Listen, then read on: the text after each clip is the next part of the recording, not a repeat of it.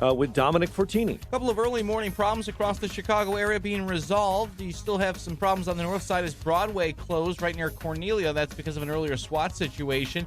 Reopened after some earlier police activity, making travel easier on the westbound side of Randolph, LaSalle to Franklin. Also have southbound Wells reopened, Lake into Washington, again because of police activity early on this morning. Edens looks good in both directions. 19 minutes in between Lake Cook and the junction. Kennedy moving well inbound. 20 minutes O'Hare to downtown. 10 in from the Junction Express lane's a great bet as those are clear.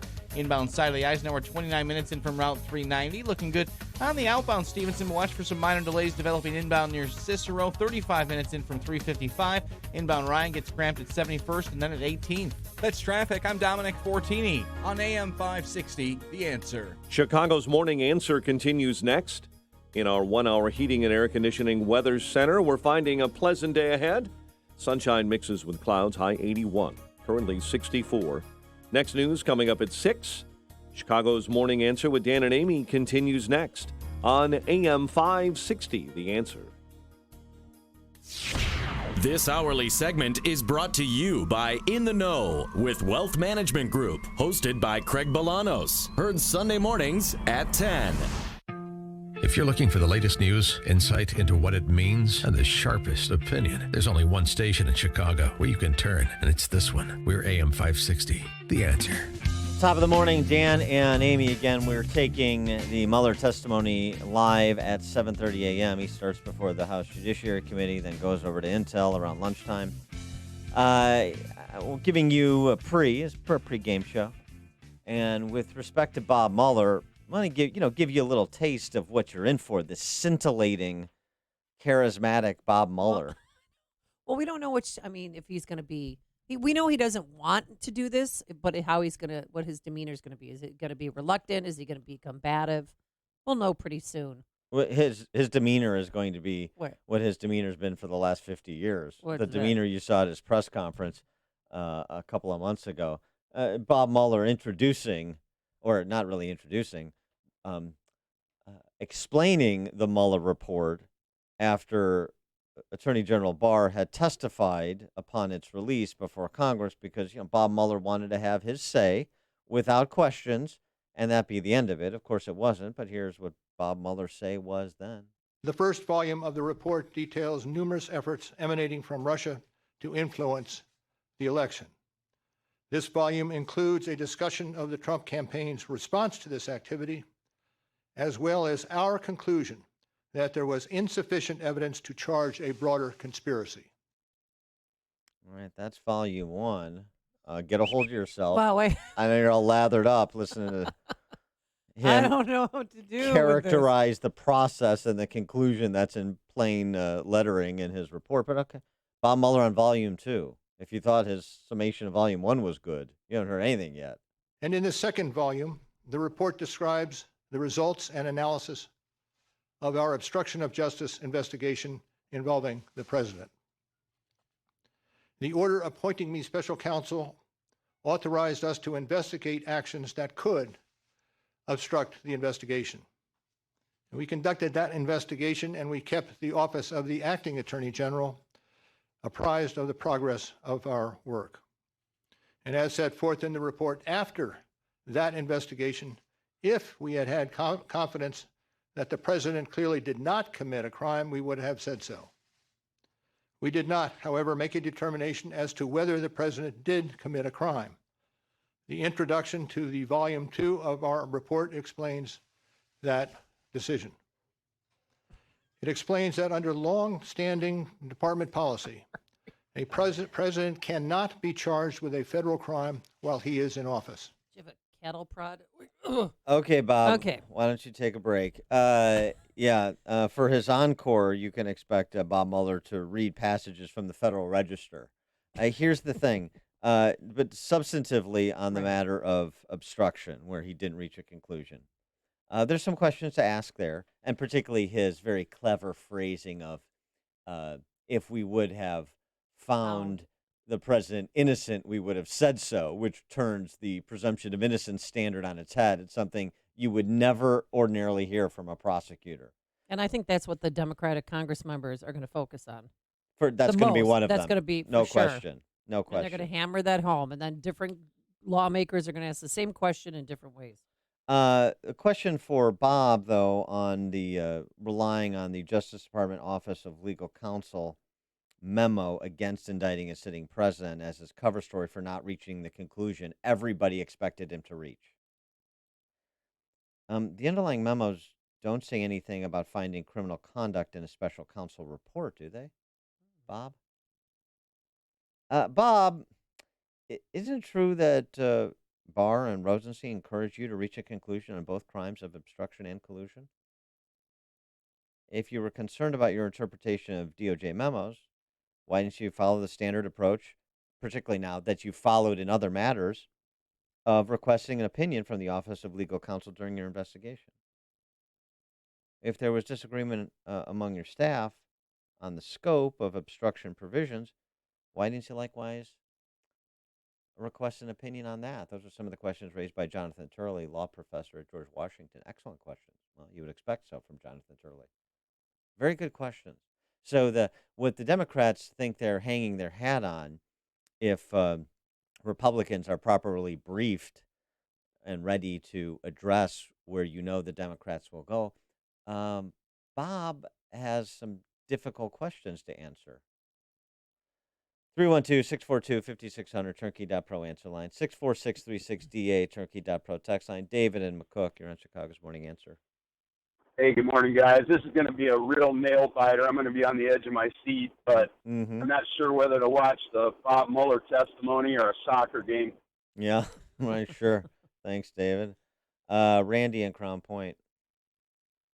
Morning, Dan. You're the attorney in the room. I'm just somebody that's asking a question of Bob Mueller. Bob, how in the world does any of this have relevance when we have a Fourth Amendment? The Fourth Amendment, obviously, is illegal search and seizure. If you have documents that started this whole circus that were illegally obtained, falsely brought up, all of these things, how is it that any of this evidence, that so-called evidence, is admissible in court, in a review, in an investigation, all of these things? Furthermore, Bob, why would we have ever brought charges against Manafort, Flynn, even Cohen, all of them, if all of the information came from illegally obtained documents? That Fourth Amendment comes into play here, Dan, in my estimation. So what are the illegally obtained documents you're referring to? What was illegally obtained? The FISA application that was brought out because of the Michael Steele stuff. That's fraud. And Steele. Fraud, the last time I checked, is illegal, correct? Yes. Which opened up the can of worms. So it's not that the documents weren't. So this is the whole point about the origins of the investigation. The Christopher Steele dossier is not in a document that was obtained illegally, right? The basis is to say, could you even make a determination on obstruction when you had an investigation that was predicated on a fraud? And shouldn't you have investigated that question to know that you were on solid footing with respect to the legitimacy of this independent investigation? I think that's so I agree with where you're going. It's just the documents weren't illegally obtained. The FISA warrant, there was arguably, potentially, a fraud committed on the FISA court, and that should have been investigated, and it wasn't. Why wasn't it, Bob? That's the way I would approach it. But, Dan, wouldn't everything after that fraudulent document, wouldn't that become inadmissible because it was obtained under false pretense? Well, right, but this is not a court of law. This is an investigation, and so you would say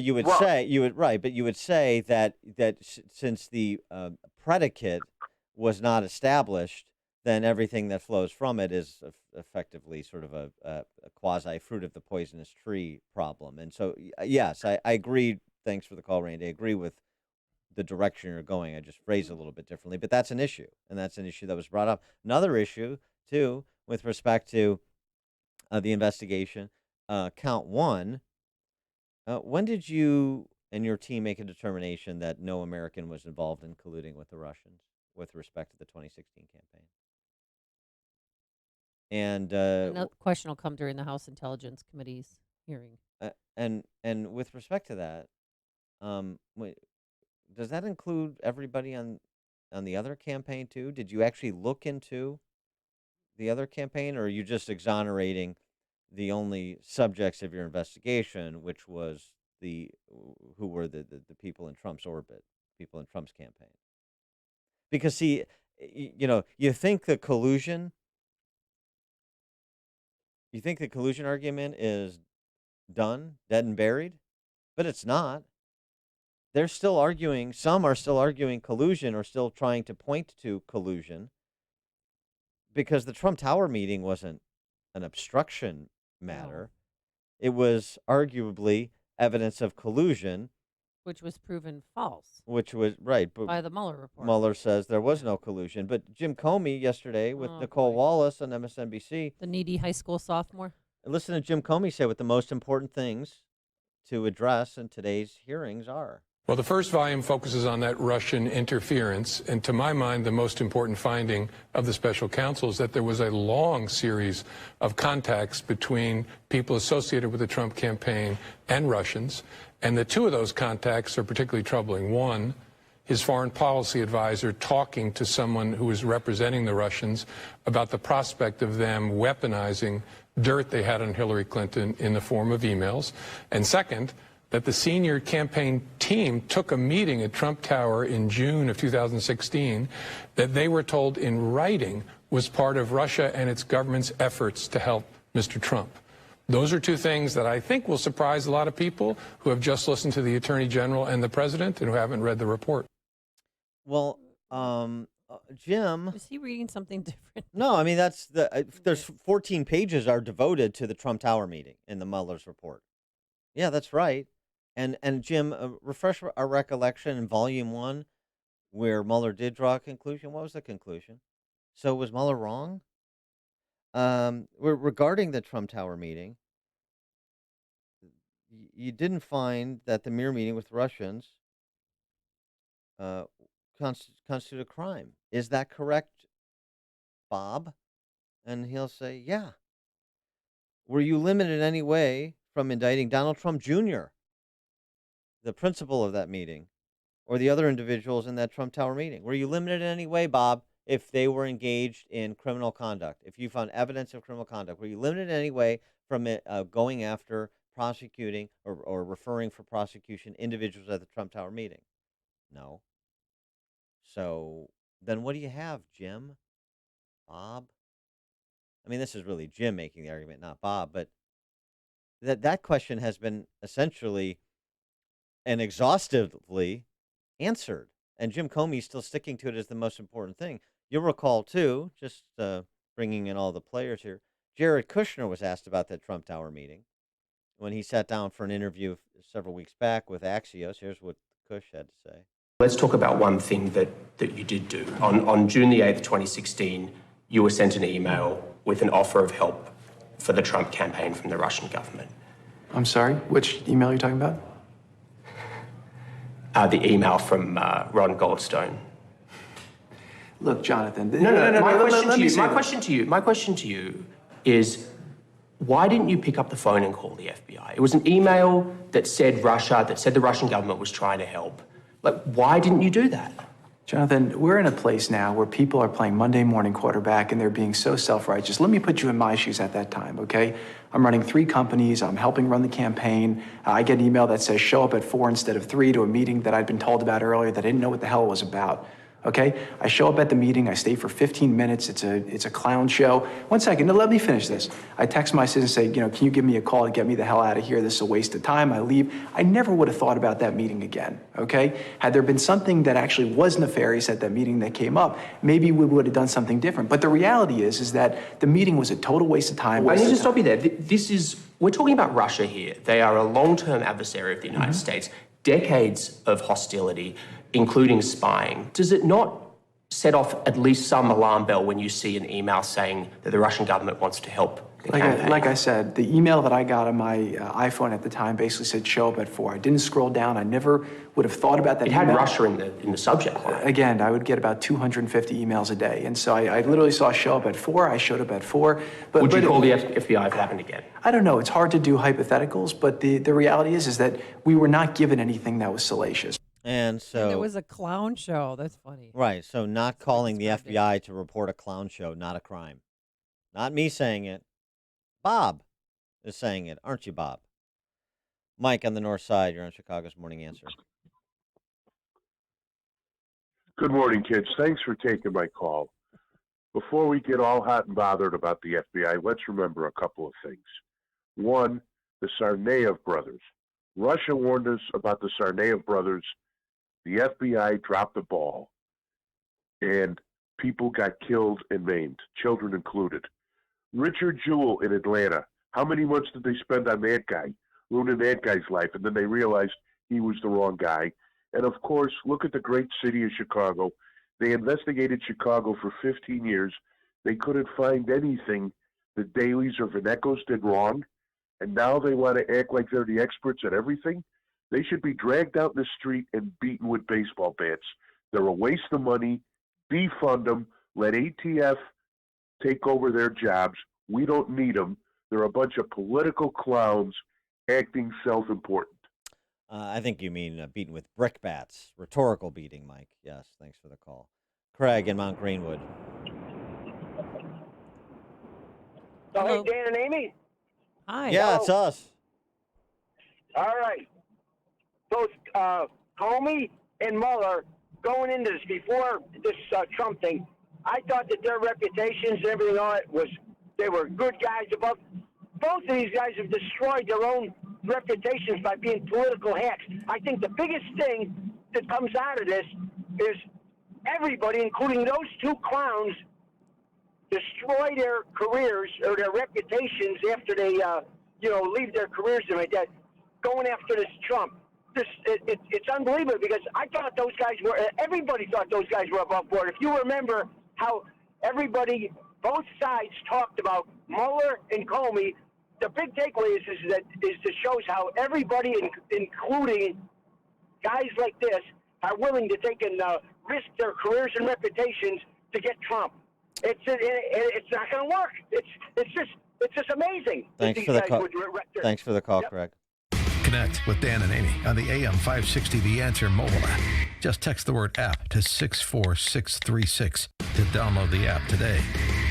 A storm is on the horizon, and you need to keep the lights on no matter what. Your business relies on the power being on 24/7. It's the lifeblood of your data and computer systems. Weather-related outages from the power company are not acceptable. Your need for a source of power that's reliable 24/7, along with round-the-clock service that can dispatch technicians to your site immediately, is mission critical. Your business needs Charles Equipment Energy Systems on speed dial. These are the big boys, not residential or solar, but reliable industrial generators for emergency backup or events. When you need more than a 100-foot extension cord plugged into a small engine generator, call Charles Equipment Energy Systems. They keep the lights on with rental generators for job sites or power outages. The storm season is here. Plan ahead. Call now to prepare generators for sudden damage and potential power outages. Call 630-834-6000. That's 630-834-6000 or charlesequipment.com. charlesequipment.com. Signature Bank is Chicago's fastest growing independently owned business bank. It's a bank where relationships still matter. Signature Bank knows your name and your story. I'm Dan Proft, and I know this because Signature Bank is my business bank. Hi, I'm Kevin Bastuga, co-founder of Signature Bank. If you get the feeling your deposits don't matter to your bank, then maybe you're not with the right bank. At Signature Bank, your deposits matter to us as much as your business loans. Signature provides unmatched banking expertise, custom financial solutions, and the industry's best technology to closely held Chicagoland businesses. Whether your business is looking for a deposit relationship or needs a ready source for financing, Signature Bank is the right bank for you. Call us today to see how Signature Bank can help your business grow and thrive. Signature Bank is looking for their next success story. To learn more about turning your business vision into reality, visit signaturebank.bank. Signature Bank, helping local businesses succeed. Member FDIC, Equal Housing Lender. AM 560, The Answer.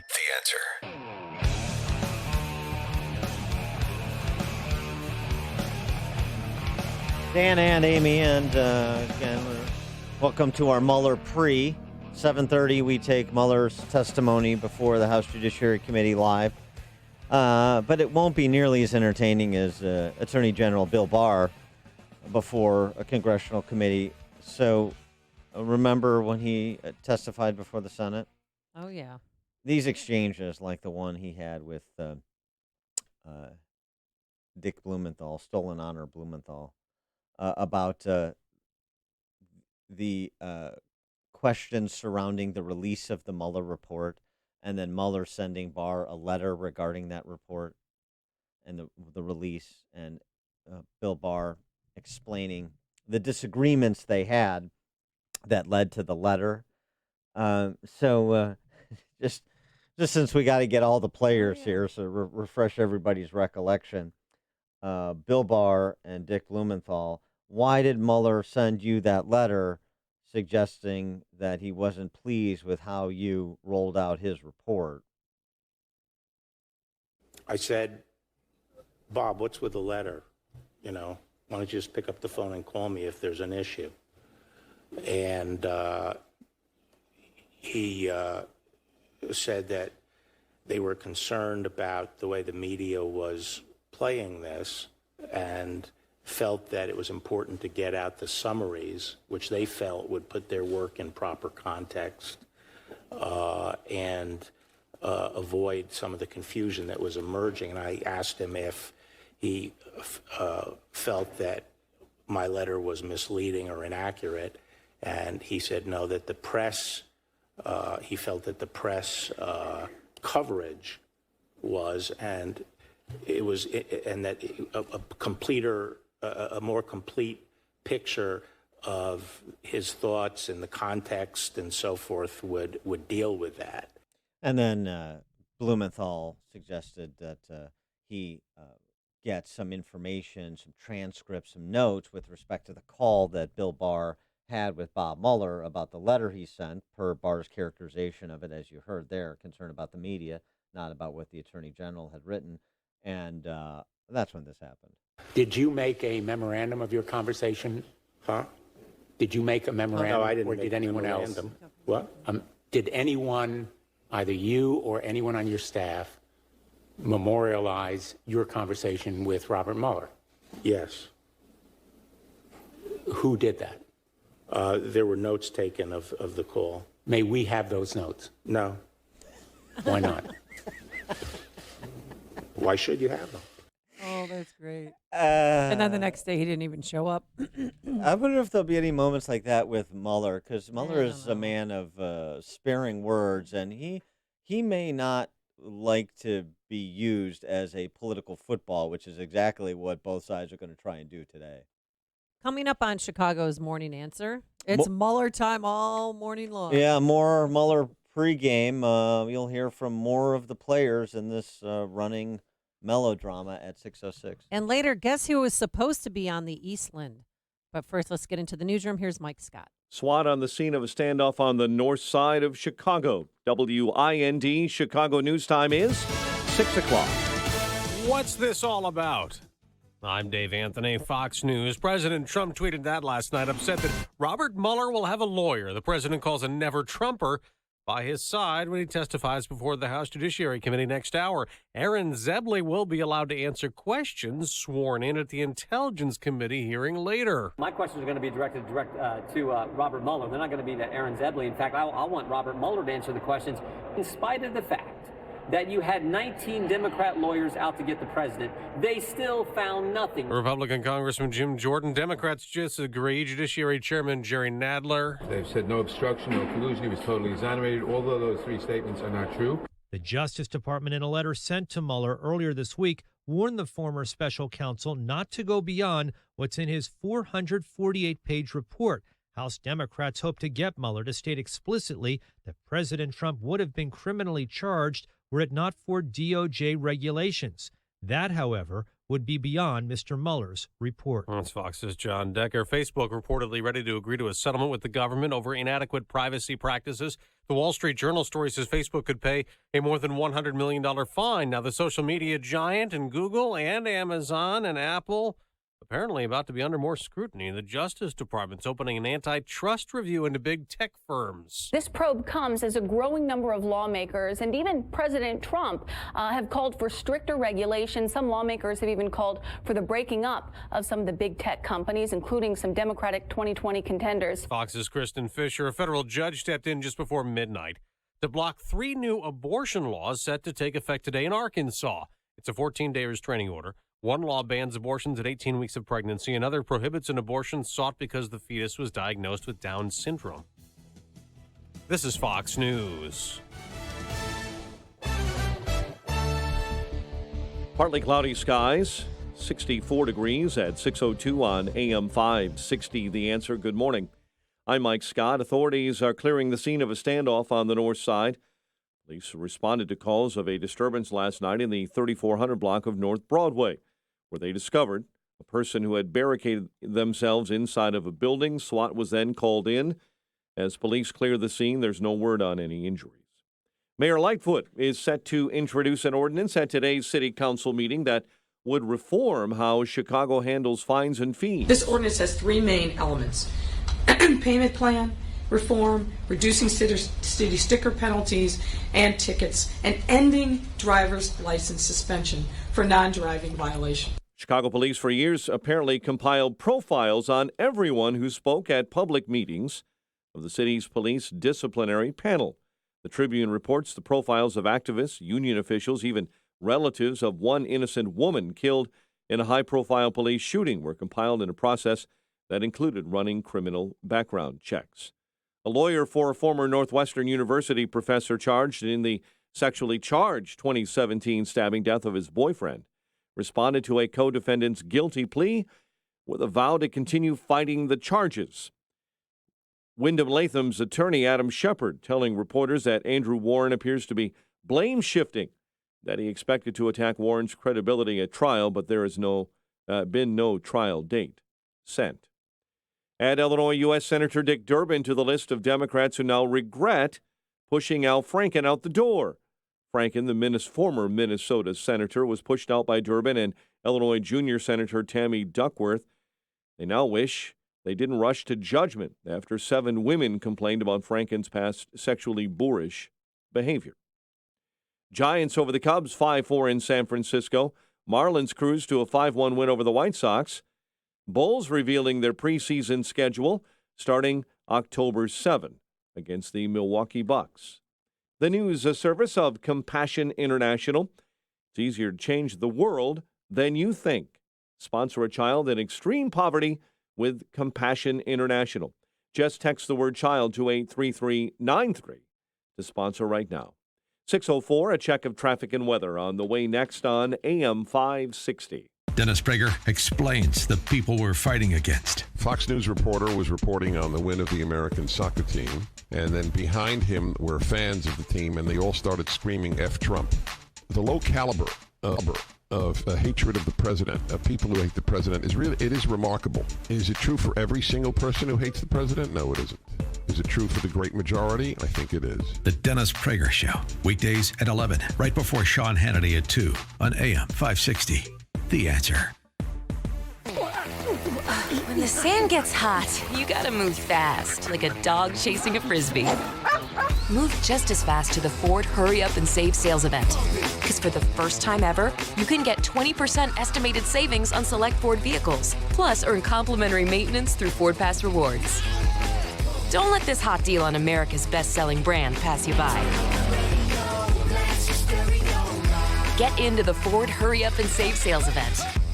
Based on 2010 through 2018 calendar year sales. Modem must be activated within 60 days of purchase through the Ford Pass app on a smartphone and remain active for at least 6 months after activation. Eligible on select 2019 model year vehicles. Vehicle must have arrived at dealer at least 61 days prior to the sale date. Estimated savings include an average dealer discount based on a sales survey of average discounts offered by Ford dealers nationally. Discount may vary. Dealer determines price. For all offers, take new retail delivery from an authorized Ford dealer stock by 9/3/19. See participating dealer for complete details. If you're a healthy, self-employed small business owner with income too high to qualify for an Obamacare subsidy, I have good news. Recent regulatory changes have created new, lower-priced health insurance options that are available to you right now. These policies include a nationwide PPO with access to Chicago's teaching hospitals like University of Chicago, Northwestern, Rush, and Lurie Children's Hospital. Did you know that a self-employed husband and wife team can purchase group health insurance that covers pre-existing conditions, even if they have no employees? Are you nearing the age of 65 and trying to figure out the Medicare maze? Call me. I can help. If you're tired of calling a bureaucrat at an 800 number to help you navigate Obamacare, then you need a local expert on your side. Your own health insurance mentor. See Stephen Tucker from healthinsurancementors.com as someone I know and trust. He's a 20-year licensed broker who's been educating our listeners for 7 years. Steve, how can our listeners get in touch with you? Thanks, Dan. They can visit healthinsurancementors.com or call me directly at 630-674-1551. At Farmers Insurance, we know every windshield collision has a unique sound. Beetle. Bird poop. Drone. Seen it, covered it. Talk to Farmers. We are farmers. Bum, bum, bum, bum, bum, bum. Underwritten by Farmers Truck Fire Insurance Exchanges and Affiliates. Products not available in every state. 6:07 in the AM 560 Traffic Center this morning. Let's check in with Dominic Fortini. We begin our Wednesday morning commute more or less in fine working order. No major incidents or delays on either direction of the Edens this morning. Keeps it a 19-minute delay-free trip between Lake Hook and the junction. Kennedy in just to tap the brakes. Cumberland to Harlem. Also some slowing Austin into Central, but overall 23 minutes in from O'Hare. 10 in from the junction, 8 and a good choice in those inbound express lanes. Outbound problem free. Inbound side of the Eisenhower a bit slow between Manheim and Des Plaines. Also near Oakley. 34 in from Route 390. Stop and go already, though, on the inbound side of the Stevenson between Harlem and Kedzie. Inbound Ryan gets cramped as you approach the Stevenson. Inbound Bishop Ford hung up right near the Stony Island feeder into the Dan Ryan.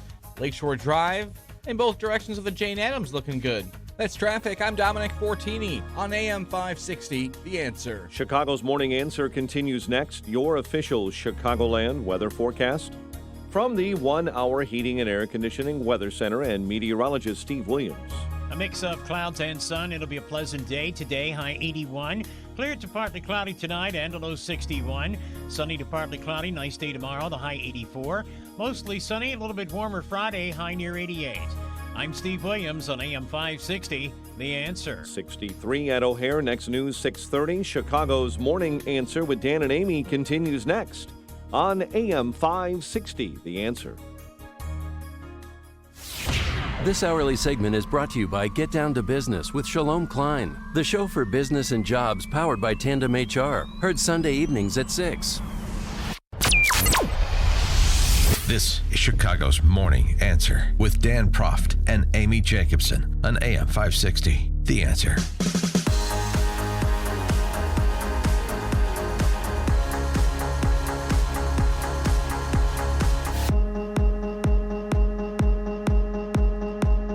Good morning, Dan and Amy. Welcome to our Mueller pre. Did you tap the keg yet? We'll take the Mueller testimony before Representative High Pants Nadler's House Judiciary Committee at 7:30 this a.m. But in the meantime, we're sort of getting everybody back up to speed over this protracted affair, hearing from all the principals and principal commentators, the president, Mueller, Barr, Comey, Dershowitz, Gowdy, Kushner, Graham, et cetera, McConnell. Schiff.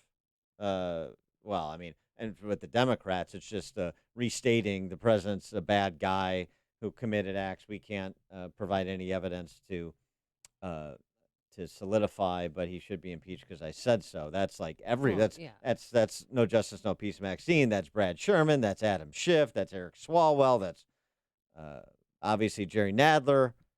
That's the four socialist Spice Girls. I mean, that's everybody on the left. And they're going to talk, too, about, in regards to interference, which is going to be the focus of the House Judiciary Committee. They're going to ask about Don McCann.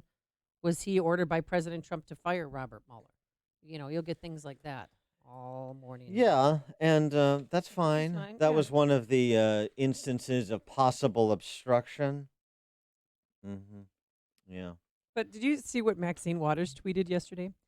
The judiciary members have a good plan to force more information out of Mueller when he testifies before the committee. If this works, this will give us the ammunition we need to start impeachment immediately. Yeah. Right. No justice, no peace, Maxine. She's calm down there. Take a deep breath. She's got a real handle on the rule of law. On McGahn, since you brought it up. Yeah. Okay, let's talk about that.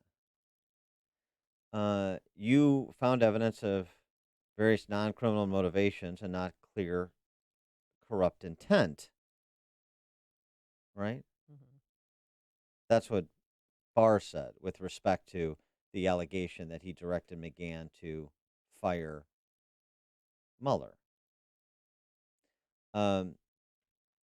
You don't quote exactly what McGahn said in your report. Right. McGahn's not quoted. You're characterizing what he said. So did he tell you that Trump directly told him to fire you, or did he say that Trump wanted him to raise conflicts you may have with Rosenstein, conflicts you may have with Trump? Is it a crime for a president to raise a conflict of interest of a special counsel with the attorney general or his designate? With respect to that, those conflicts, it's important to note, because you just you forget about all of these things, the interaction between President Trump and some of these players. Yeah. Deputy Attorney General Rod Rosenstein was involved in the decision-making on the firing of Jim Comey, which is another one of the assertions of the Democrats, another instance of obstruction or attempt to obstruct, right? Even though the president has full authority to fire Comey for any reasons, at will executive appointment.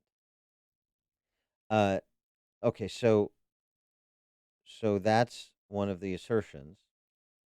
Rosenstein writes the memo explaining the termination. So did you seek to interview Rosenstein and raise the obvious conflict of interest in his overseeing the investigation?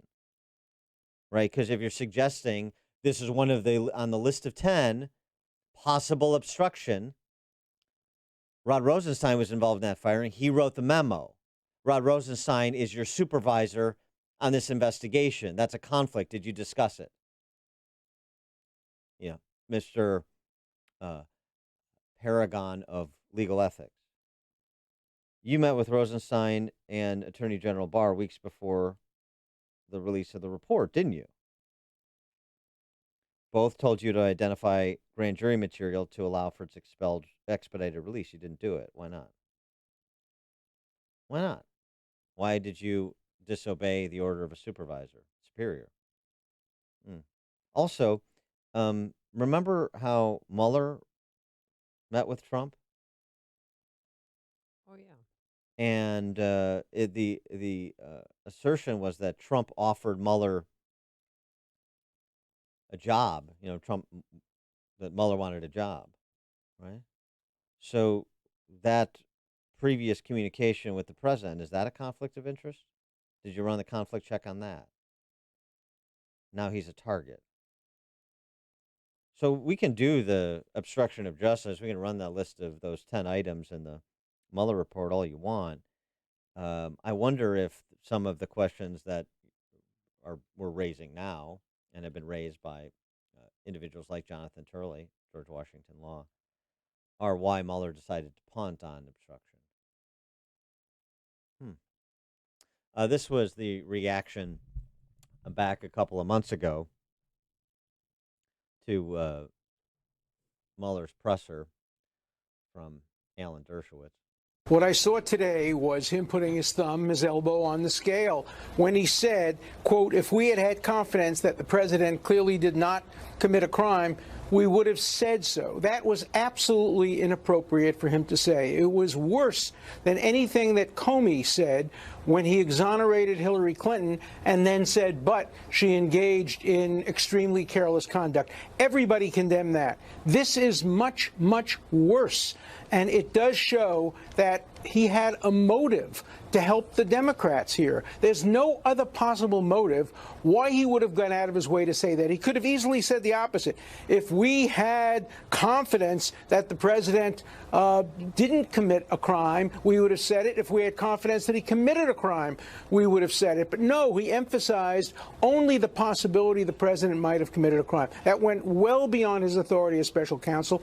It also showed we never should have had a special counsel. We should have had an objective, neutral, nonpartisan investigative commission looking into the entire effort of Russia to intrude itself into the 16 election and continuing to the 20 election, and proposing efforts to ameliorate that in the future. A special counsel was a terrible, terrible mistake, and I think Mueller's statement today proves that beyond any doubt. And perhaps the special counsel in particular. Again, you want to talk about obstruction and Comey's firing.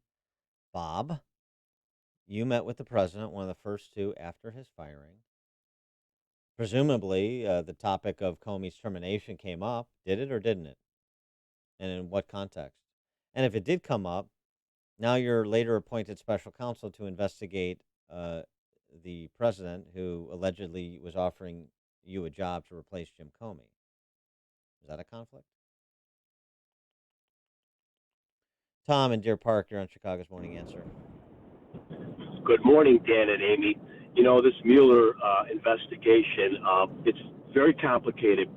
And as for me, I never opine on complicated matters till I can formulate an opinion. I listen to people that I respect that give different points of view.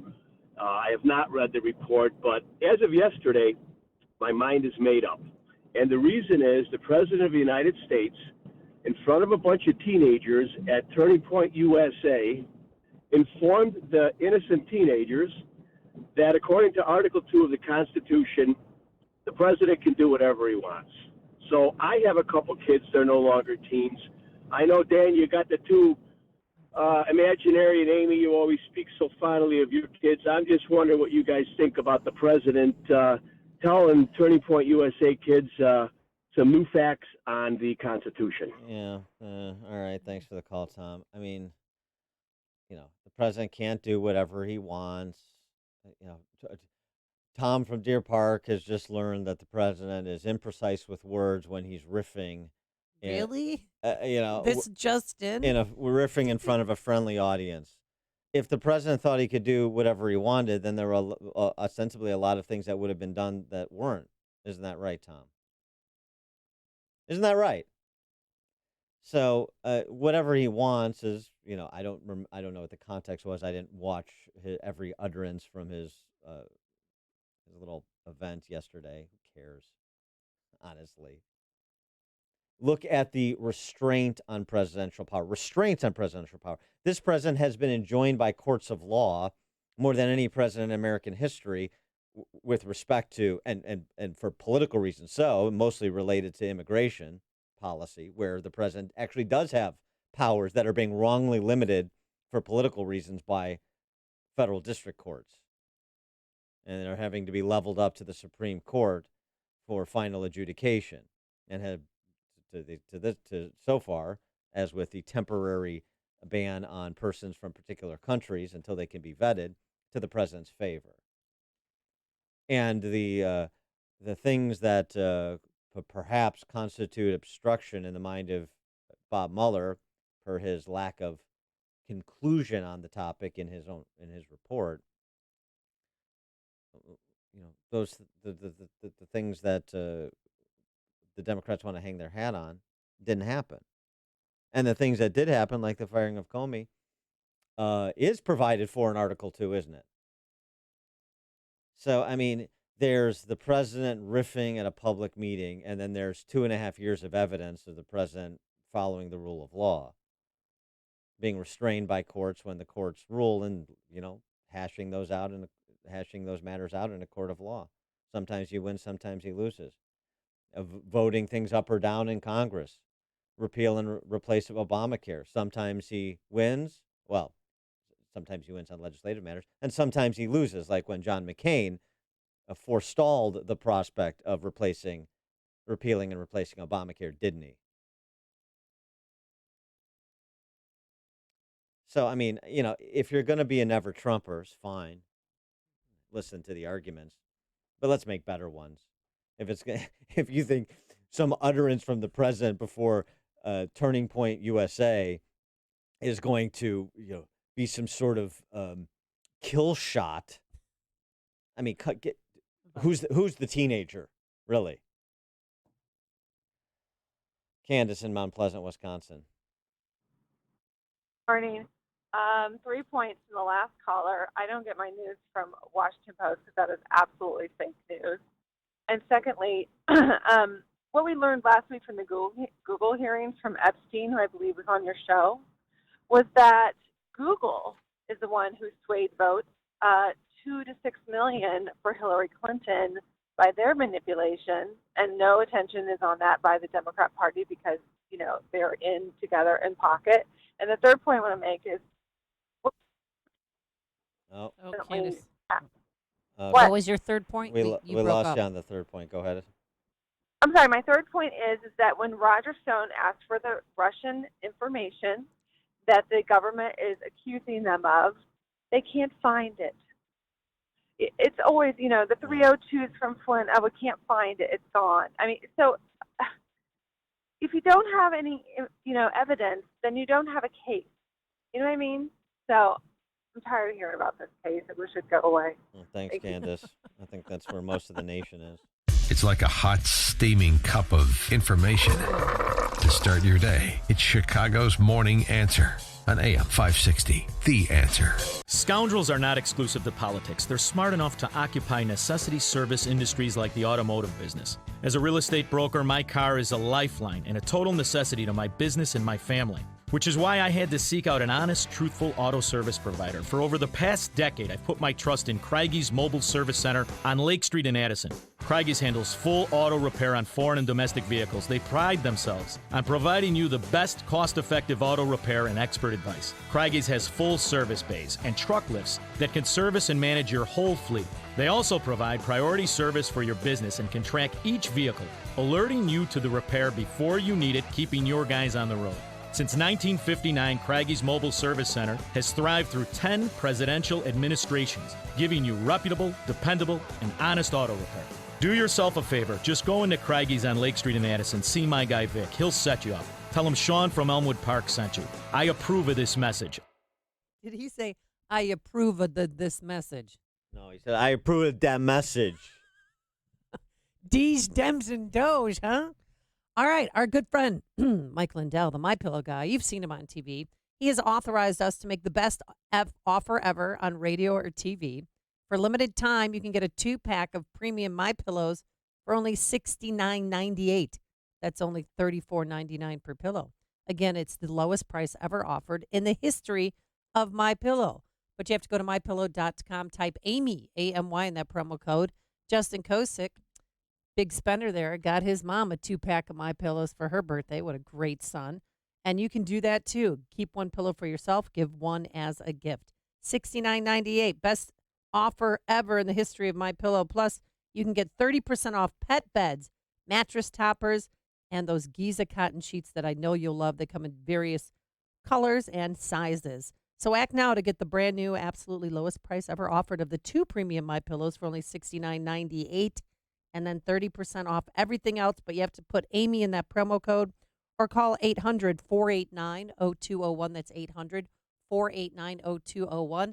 And tell them Amy sent you. Policies issued by American General Life Insurance Company, Houston, Texas. Not available in all states. For details, visit AIGdirect.com. No matter how well you provide for your family today, if you don't have life insurance, their future may be at risk. Think about what would happen if you were gone. Would they struggle to pay the bills and face an uncertain future? They don't have to. You can help guarantee those you love $200,000, $500,000, $750,000 or more with life insurance through AIG Direct. We'll help you get more for your money, up to 70% more. For a free quote, call 1-800-900-1303. Just look, you could get $250,000 of term life coverage for as little as $14 a month. It's no wonder millions of people rely on AIG companies. The call is free, the quote is free, and there's no obligation. Make the future more secure for those you love. Call now so you can sleep better at night. For a free quote, call 1-800-900-1303. That's 1-800-900-1303. 1-800-900-1303. Hey, summer is finally here. It's hot and humid out, and maybe you're feeling a little run down. Well, you're definitely not getting enough fruits and veggies at those summer barbecues, hot dogs, beer, brats. That doesn't work. You need to do what I started doing. Take Balance of Nature. Our bodies need those fruits and veggies. And when you take 6 capsules of Balance of Nature, you're getting 10 servings of 31 fruits and veggies. It really is just that easy and convenient. And if you listen to the station, well, I know you've heard those testimonials from people that are talking about how balance of nature has changed their lives, and it could do the same for you. So start living a healthier life today by taking Balance of Nature. Experience the difference for yourself. Receive 25% right now off your first preferred purchase of Balance of Nature. Plus, I love this. Get a set of convenient travel bottles that contain a free additional week's supply of Balance of Nature. And you'll still receive free shipping on every order. It's a limited offer and it may end, I don't know, may end today, who knows. So call 800-246-8751. That's 800-246-8751. Use discount code Chicago or go to balanceofnature.com. Discount code Chicago. AM 560, The Answer. Dan and Amy, welcome back to our Mueller pre. Again, 7:30, we'll be carrying his testimony before High Pants Nadler's Judiciary Committee live. I can't believe you didn't laugh at my joke. Did you tap the keg yet? Because it's pregame, you know. When you go to a pregame party, you normally have beer. And, wow. If you have to explain it, you know. Then You ever hear that one? Oh, fine. All right. Uh, Mike didn't even laugh either. Yeah. Well, Justin didn't. Quinn. We're doing a. You guys are a rough crowd. We're doing this a morning. pre. It's like I'm Clark Kellogg and you're Charles Barkley. That would make sense. Yeah. So it's I not can about see that. drinking. It's about Right. setting up the big game. The big game. It's Yeah. less than an hour. And- the table has been set. And so we're trying to sort of bring back the institutional memory that you don't get from the DC press corps, so you have full context to remember all the things that have transpired, all the arguments that have made, sort of synthesize this for you, crystallize the important issues, and also remind you what we know to be true. That's what Trey Gowdy did the other week on Sean Hannity's program, and it's helpful. There's a lot of questions to be asked, okay, but there's a lot of questions that have been answered, too.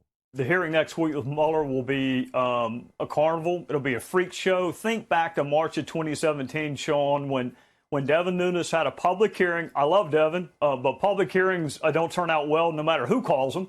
Devin called a public hearing, had Jim Comey and Mike Rogers. 100 times the witness said, I cannot answer that question in this forum. You would think the media would say that was a waste of everybody's time. Don't ever do that again. They love it. They love it because what Adam Schiff and Swalwell and the others did is read newspaper articles that contain classified information only for the witness to then have to say, I can't comment on that in this setting. That's what's going to happen next week.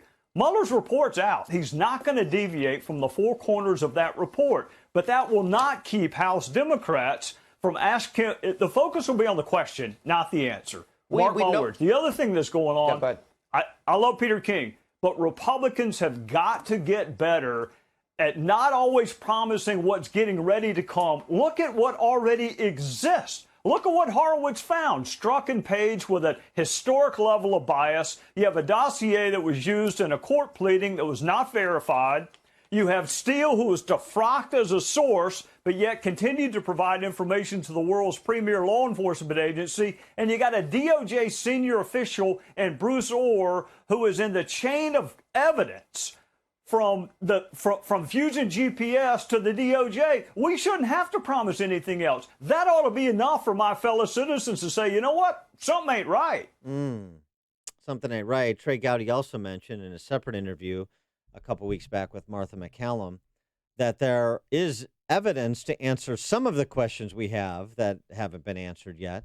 For example, when, Jim Comey, did you know that there was no criminal collusion that had occurred? But can you talk to us a bit more about those transcripts that have the power to persuade? What exactly are we looking for? What's most damning? Well, I think anytime law enforcement talks to a target or a potential target, they're either going to record that conversation or they're going to monitor it in real time and take notes. Some of us have seen transcripts of those conversations. And I was supportive of Mueller. I was supportive of the idea to investigate what Russia did. But when I saw this transcript, it actually changed my perspective, because you want to think of law enforcement as being unbiased and disinterested in the outcome as long as we just find the facts. But when you have information that someone you think has done something wrong has in fact not done something wrong, when you have exculpatory information and you don't share it with others, and then you put that together with Strzok and Page and then the defensive briefings. Remember, Maria, the defense of Comey and the media and the Democrats has always been, some of the FBI was biased against Trump, and it didn't really matter. This really matters. When you have exculpatory information and you don't share it with the court, when you give two different kinds of defensive briefings to the candidates, depending on who you like and who you don't, then your bias begins to impact the investigation. I'd like to see whatever transcripts Trey Gowdy is referencing, and I'd like Mueller to be asked about any exculpatory information that he came upon that is not included in the report with respect to anybody who was considered a target of the investigation. That was Gowdy with Bardaroma. That's important stuff, too. Coming up on Chicago's Morning Answer. We'll continue our Mueller pre and maybe take a detour, tackle an issue or two like trans waxing. Sounds great. Where do I sign up? But first, let's get into the newsroom. Here's Mike Scott. Sunshine, 63 degrees. Capitol Hill will finally hear from former special counsel Robert Mueller today, testifying in back-to-back hearings of the House Judiciary and Intelligence Committees here on AM 560. FBI Director Chris Wray says China poses the top counterintelligence threat to the United States. It is a threat that's deep and diverse and wide and vexing, whether it's in terms of the kinds of actors that are used, the kinds of techniques are used, the kind of targets that are used. During a Senate hearing yesterday, Wray said the FBI is investigating now more than 1,000 cases of U.S. intellectual property theft and said nearly all lead to China. Puerto Rico's Governor Ricardo Rossello is expected to resign today after more than a week of protests. NASA forecasters are watching to see if weather will cooperate for tonight's planned launch of a Falcon 9 rocket from Cape Canaveral. Mayor Lightfoot is set to introduce an ordinance at today's city council meeting that would reform how Chicago handles fees and fines. And the search is underway to find the driver that caused a deadly hit-and-run crash in Aurora. The car took off after hitting Elizabeth Kokoxi while she was riding her bicycle home early yesterday. Kane County sheriffs discovered the victim in a grassy area near Edgelawn Road. She was pronounced dead at a nearby hospital. Pablo Sandoval's 13th inning home run gave the Giants a win over the Cubs 5-4 in San Francisco. Marlins cruised to a win over the White Sox 5-1 at the rate. And the Bears are set to open training camp this week in Bourbonnais. The news service of Walgreens. At Walgreens, your day does not have to stop for diabetes. Get expert diabetes advice 24/7. Find all major brands of testing supplies, like Walgreens True Metrics, and download tools to help you stay on track. Stop by and talk to your Walgreens pharmacist today. 6:34. We'll have a check of traffic and weather on the way next on AM 560. Sean Hannity sees people's selective memory. They didn't care about the exoneration of Hillary. That's why they never made a big deal about Hillary Clinton deleting subpoenaed emails and using bleach bit and hammers to get rid of the evidence. Yeah, real obstruction of justice. They only care about obstruction if they can say it's Donald Trump, selective moral outrage. The Sean Hannity Show. Afternoons at 2, right before Joe Walsh at 5, on AM 560. The Answer. Is your old AC a clunker?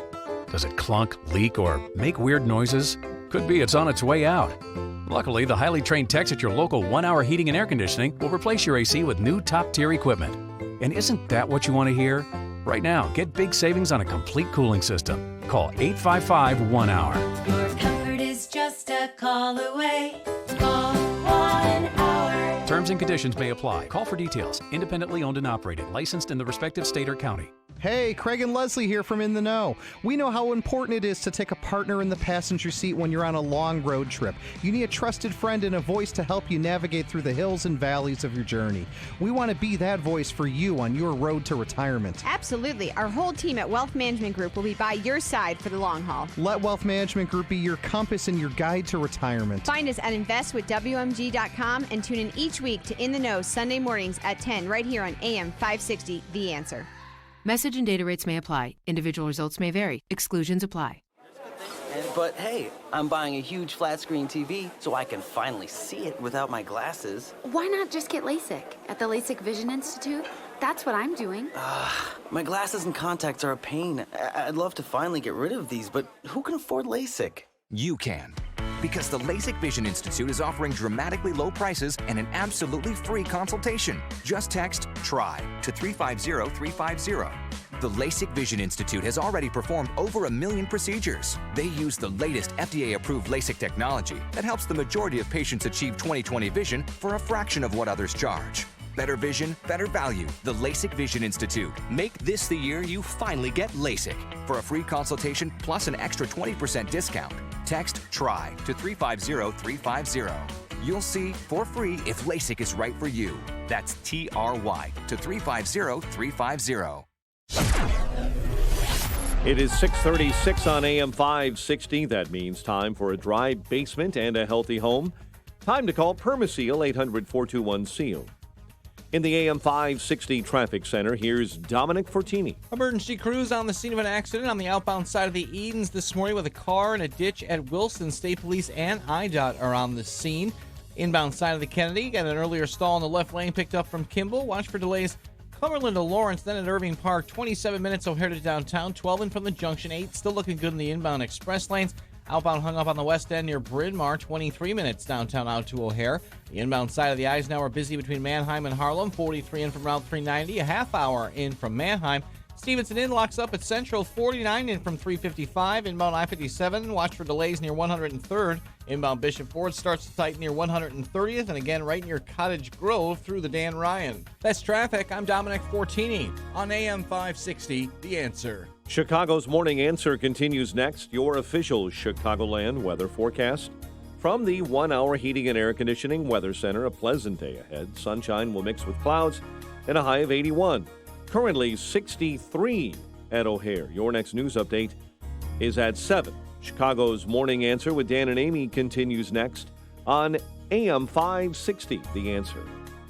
Experience the many restaurants of Seven Bridges on the evening of August 8th at the Golf Club in Woodridge, Illinois. Aside from great tastings and treats, Sample Seven Bridges will have prize drawings and DJ entertainment throughout the evening. Visit chambers630.com to register. Only the biggest stories, only the biggest guests, and only the biggest opinions. This is AM 560, The Answer.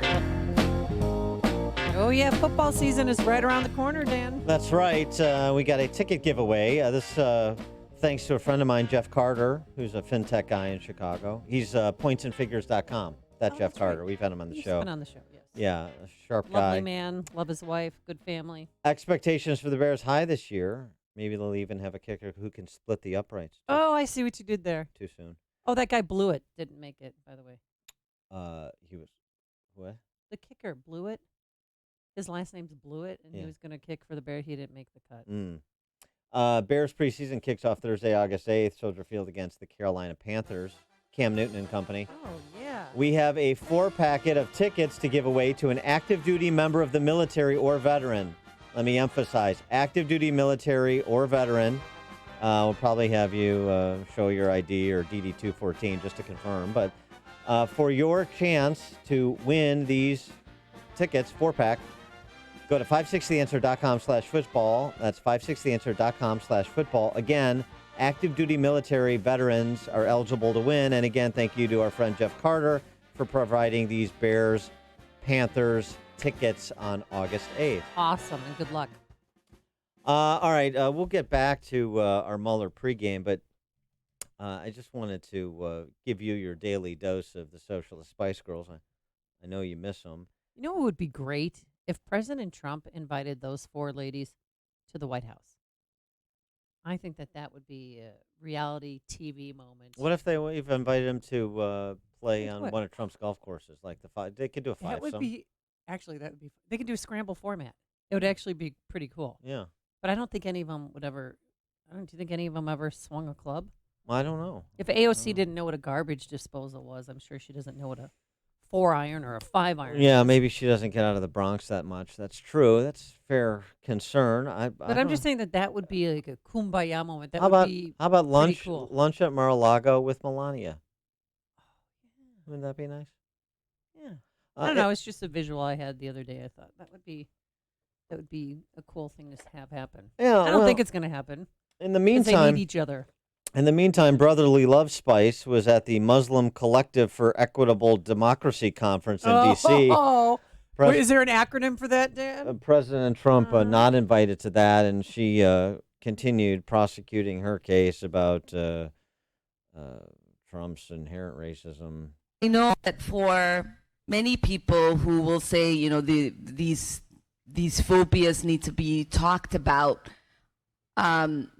understand the significance of being complacent in the process of not talking about them. And I know when Abdul says don't be distracted, that resonates with me because this is racism distracts, racism destroys, and racism can kill.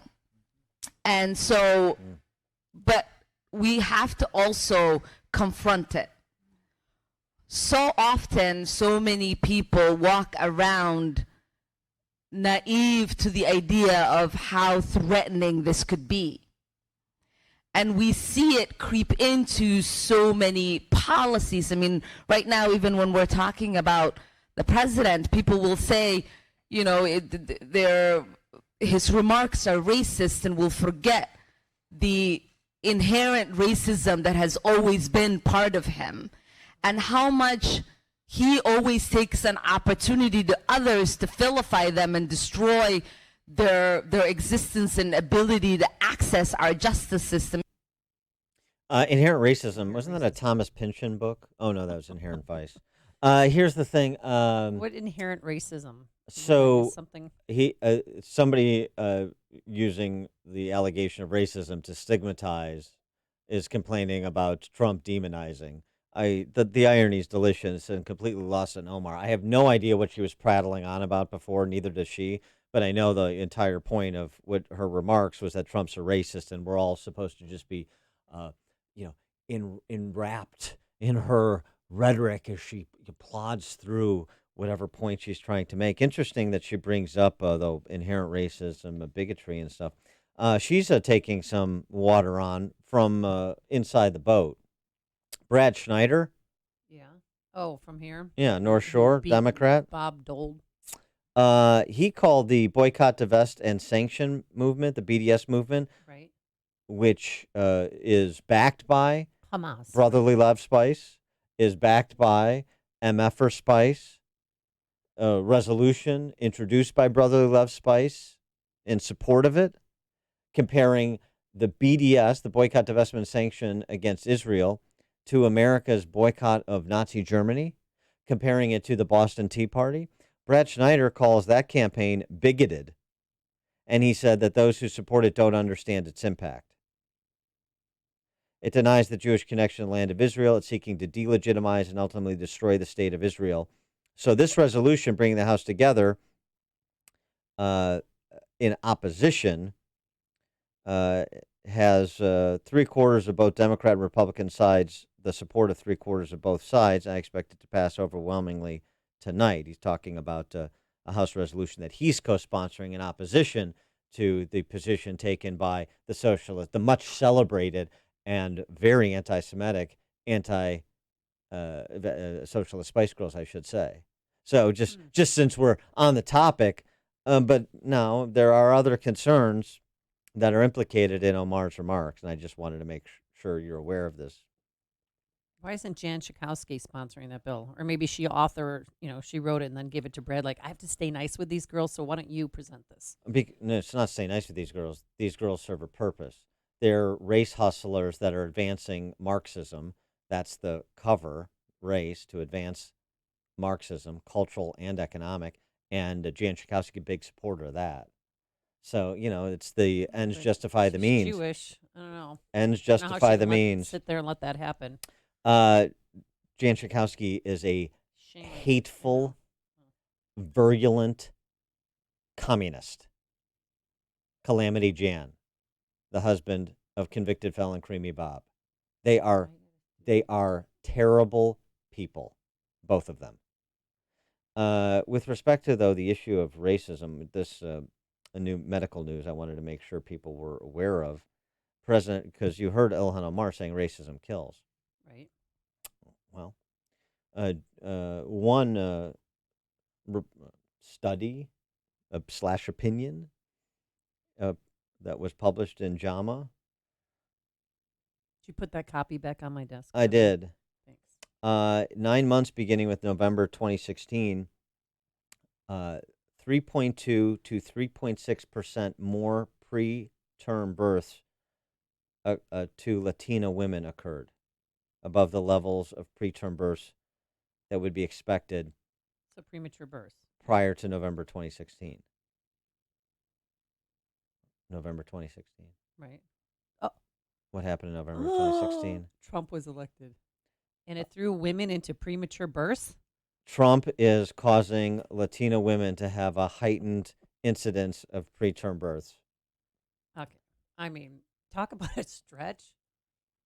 Assistant professor at Johns Hopkins Bloomberg School of Public Health in Baltimore, one of the authors of the study. Because mothers and children are particularly vulnerable to psychosocial stress, our findings suggest that political campaigns, rhetoric, and policies can contribute to increased levels of preterm birth. So now that's Trump's fault too. I just wanted to make sure to add to your running list of everything wrong in the world is Trump's fault. Joe in Naperville, you're on Chicago's Morning Answer. You know, the Sun Tzu in The Art of War said that to win a war, you have to have clearly defined terms of what victory looks like and what victory is. I have yet to hear anything from the left when it comes to racism, what their victory is. How do they define victory? And also on top of that, how do you objectively show that racism occurred? I have not seen one case of objective racism. It's all subjective. I'm really getting sick and tired of these people labeling me a racist when I'm clearly not. I mean, when I was a kid and there was a African-American gentleman ran out of gas, I personally got the gas can, went to the gas station, filled it up, and got him back. When there was a black woman with a child that had a flat tire, I let them sit in my air-conditioned car when I went out there in August and changed her tire. Can I get my get-out-of-jail-free card from AOC on racism about that? Yeah, Thank you. Thanks for the call, Joe. I mean, it's just, I disagree with you. You're an impediment to my agenda. So you are a purveyor of and sufferer of all of the isms and all of the phobias. You're backwards. What did Ayanna Pressley, Francis Parker Spice, say a couple of weekends ago? You're not authentically black or brown unless you agree with us. And you join our cause. Yeah. Jim on the north side. Good morning. The Spice Girls are very reminiscent of the radicals of the 60s. They're a lot of self-absorbed revolutionary zeal with no real content. No, that's right. Yeah. Well, all right. Thanks for the call, Jim. All right. Coming up, we're T-minus less than 45 minutes to Bob Mueller's opening statement. And if you're watching us on the web, you can see the countdown clock with a lovely picture of Bob Mueller. Yeah. I'll tweet it out if you can't see us on our incomestore.com. He's the legal version of Jack Bauer, isn't he? So here's the thing. We want to make sure we review the prop bets so that you place your money where it would be most advantageous to you, where you have the greatest chance to win. So we'll go through some of the prop bets, like who on the House Judiciary Committee will be the first to say racist, things like that. The fun stuff that you get with the big game. But now let's throw it to sponsors. You're listening to Chicago's Morning Answer with Dan Proft and Amy Jacobson on AM 560. The Answer. The Lou Dobbs Financial Report is brought to you by Signature Bank, helping local businesses succeed. Visit signaturebank.bank for your commercial banking needs. I'm Lou Dobbs. Lockheed Martin moving its F-35 supply plant from Turkey back to the United States. Home prices tumbled in June. Those stories next. I'm Bobby Richards with today's 1 Minute Money Report. The New York Times recently reported on an unusual way Americans are making money. They found over 10,000 people who broke the golden rule of investing and became millionaires. The stories included people from all walks of life, including writers, professional bowlers, and blues guitarists, even a set of grandparents. We broke the golden rule of investing and turned $16,000 into $2 million.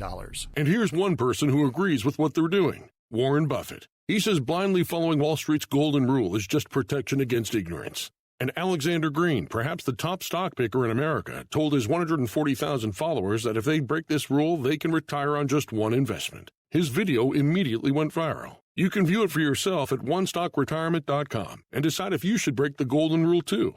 Again, that's onestockretirement.com. If your retirement isn't what you want it to be, go see what 10,000 people have already used to become millionaires. Lockheed Martin pulling its F-35 supply program out of Turkey because of national security concerns. Lockheed Martin will establish contracts and suppliers here in the United States instead. Lockheed officials say Turkey will be off the supply line by next March. Home sales fell almost 2% last month despite falling mortgage interest rates and a robust economy. The National Association of Realtors says home prices have been climbing faster than incomes. That leaves many renters unable to make the leap to home ownership. Economic and political reports ahead in addition to Robert Mueller's testimony today before Congress. And we'll be updating you on quarterly earnings reports from Facebook, Boeing, and United Parcel Service, among others today. Please join me for Lou Dobbs tonight at 7 o'clock and 10 Eastern on the Fox Business Network. This is the Lou Dobbs Financial Report. Hey, you probably have an accountant to audit your business's financial matters on a regular basis, to keep things in order and make sure everything's okay in the money department. It's important. Also important is your company's computer data. If you lost that, you would be done, out of business. Here's a not-so-fun fact. 60% of all businesses fail within 6 months when a catastrophic loss of data occurs. So stop playing Russian roulette with your network and data. Turn to the pros at Turnkey IT for a free security audit. It's a $600 service, yours free, and it'll take just a few minutes to scan your network and computer systems thoroughly so you'll know right then and there if you're open and vulnerable to intrusions and hackers. Leave the technical stuff to the pros so you can focus on the important things. Set up your free security audit by going to turnkey.pro today. That's turnkey.pro. Balance of nature, changing the world one life at a time. Well, I'm searching for the perfect balance. There's hundreds of thousands of chemicals just in an apple alone, and hundreds of thousands in an orange, and all of them. If I can just remove the water without damaging all of the other chemistry, then I can pack it more dense. I never imagined that I would be able to get it down to 3 fruit capsules and 3 vegetable capsules and have the same nutrient value as eating over 10 servings of fruits and vegetables every day. Experience the difference for yourself. Receive 25% off your first preferred purchase of Balance of Nature. Plus, get a set of convenient travel bottles containing a free additional week's supply of Balance of Nature's fruits and veggies. You will still receive free shipping on every order. This is a limited offer and may end at any time. Call 800-2468-751 or go to balanceofnature.com and use discount code CHICAGO. Your kids won't be thinking about school very much this summer, but it's the perfect time for you to think about where you'll be sending your child back to school this fall. More and more parents are thinking about private school. Maybe that's you. Well, private school has never been more affordable thanks to halfpriceschools.com, where you can find tuition vouchers for private schools across Chicagoland at half of the normal price. No catch, simple. Here's how you do it. Find a school near you, purchase the voucher, prepare to send your child off to school this fall. Halfpriceschools.com has quality schools across Chicago, including Christian Liberty Academy in Arlington Heights, Covenant Christian in Aurora, Trinity Lutheran in Lombard, Faith Evangelical Lutheran in Antioch, Calvin Christian in South Holland, Kingswood Academy in Darien, and Westminster Christian in Elgin, to name a few. So don't delay. Summer won't last forever. School will be starting again before you know it, in about a month. Visit halfpriceschools.com today. Many of these vouchers have already sold out, so do not wait. Visit halfpriceschools.com today. That's halfpriceschools.com. Hi, I'm Alan Bronson. And I'm Bill Cook. All of us at Clear Financial Strategies want to thank you for the overwhelmingly positive response to our previous ads, but the 75% discount on our fiduciary review ends soon. We have good news. You and your employees need not be constrained by one-size-fits-all retirement plans. Working with industry heavyweights like Charles Schwab, the professionals at Clear Financial Strategies will customize a plan that includes the features that best fit your goals, including personal financial planning and all mobile friendly. Your plan will be managed in a fiduciary compliant process that puts the day-to-day burden on the shoulders of the professionals at Clear Financial Strategies. We also offer a low-cost, no transaction fee HSA plan that can mirror your 401k, permitting investments with the first contribution. All this, plus financial wellness and personal advice to help assure retirement readiness. Call now, 855-972-9564. That's 855-972-9564 or go to my401krisks.com. Nothing speaks louder about an auto dealer than a happy customer. And at Joe Cotton Ford, they have many. I had a 2001 Excursion, was about 6 months old. We got T-boned, $29,000 worth of damage, bent the frame. After a few months, got it back from you guys, and it actually drove and rode better than when I got it from the factory. Well, service visits are always top-notch. You know, your service department, starting with Dave and going down all your service riders, are just amazing. Another reason why folks keep coming back to Joe Cotton Ford. Joe Cotton Ford crushes the competition with a first-time ever 20% off new Fords. Yes, 20% off Fusion, 20% off EcoSport, 20% off Escape Edge and F-150. Don't miss this one. 20% off is huge. No hype and no pressure. It's why generations of customers keep coming back for a truly different vehicle buying experience. Joe Cotton Ford, Gary and North Avenue in Carroll Stream, or at joecottonford.com. joecottonford.com. AM 560, The Answer.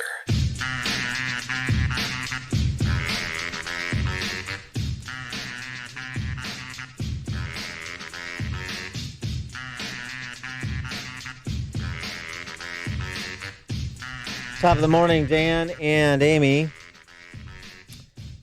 And prop bets, just reminding you who's on the House Judiciary Committee. Right. For example, you got Sheila Jackson Lee. Oh boy, from I wonder Houston. what hat she's going to wear today. I wonder if she's going to ask Jim Comey, Bob Mueller. Excuse me, yes. Comey's already had his time, okay? Yeah, I'm sure his name will come up. But ask Bob Mueller to just join her in a moment of tribute for the astronauts, since we're celebrating the 50th anniversary of the Mars landing.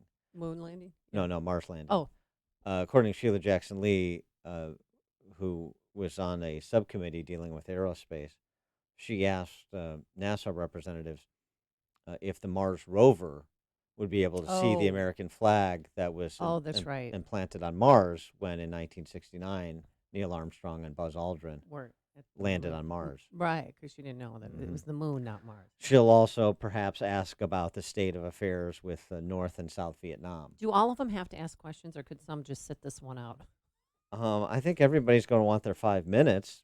You know, this is their big moment, right? This is what. This is the I got you moment. No, this is their celebrity moment, but this is all, Oh, they're going to ask him too. Would you indict Trump? I mean, this is all show business for ugly people, so everybody's going to take their 5 minutes. This is their opportunity to be a star. All right, who else is a star? Maybe get on Colbert or Fallon or Kimmel or something.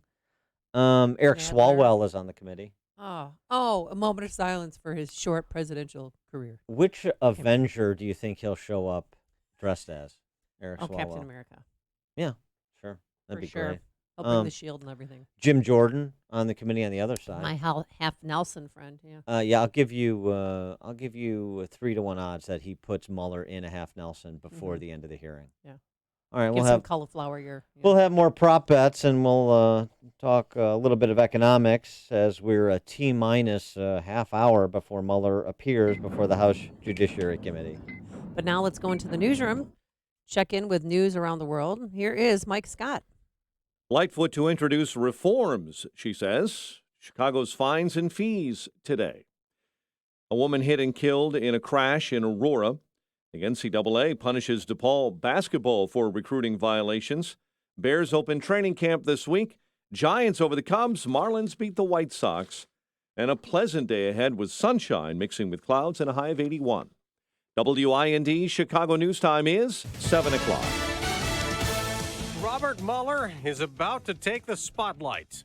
I'm Dave Anthony, Fox News. It's important that the American people understand what was in that report. Jerry Nadler's Judiciary Committee will go first with 2 House hearings to feature the former special counsel who investigated Russian election interference and the Trump campaign. Reluctance to testify today. That was Mueller showing up a short time ago, not answering any questions. President Trump insists there was no collusion, no obstruction. Fox's John Decker live at the White House. The president tweeting it was never agreed that Robert Mueller could use one of his many Democrat never-Trumper lawyers to sit next to him and help him with his answers. This was specifically not agreed to, and I would never have agreed to it. He continued, the greatest witch hunt in U.S. history by far. The president reacting to the news that Mueller's deputy, Aaron Zebley, is expected to appear next to Mueller as his counsel at today's hearings. The House Judiciary Committee plans to swear in only Mueller as a witness. Zebley, however, will be sworn in to testify in front of the House Intelligence Committee.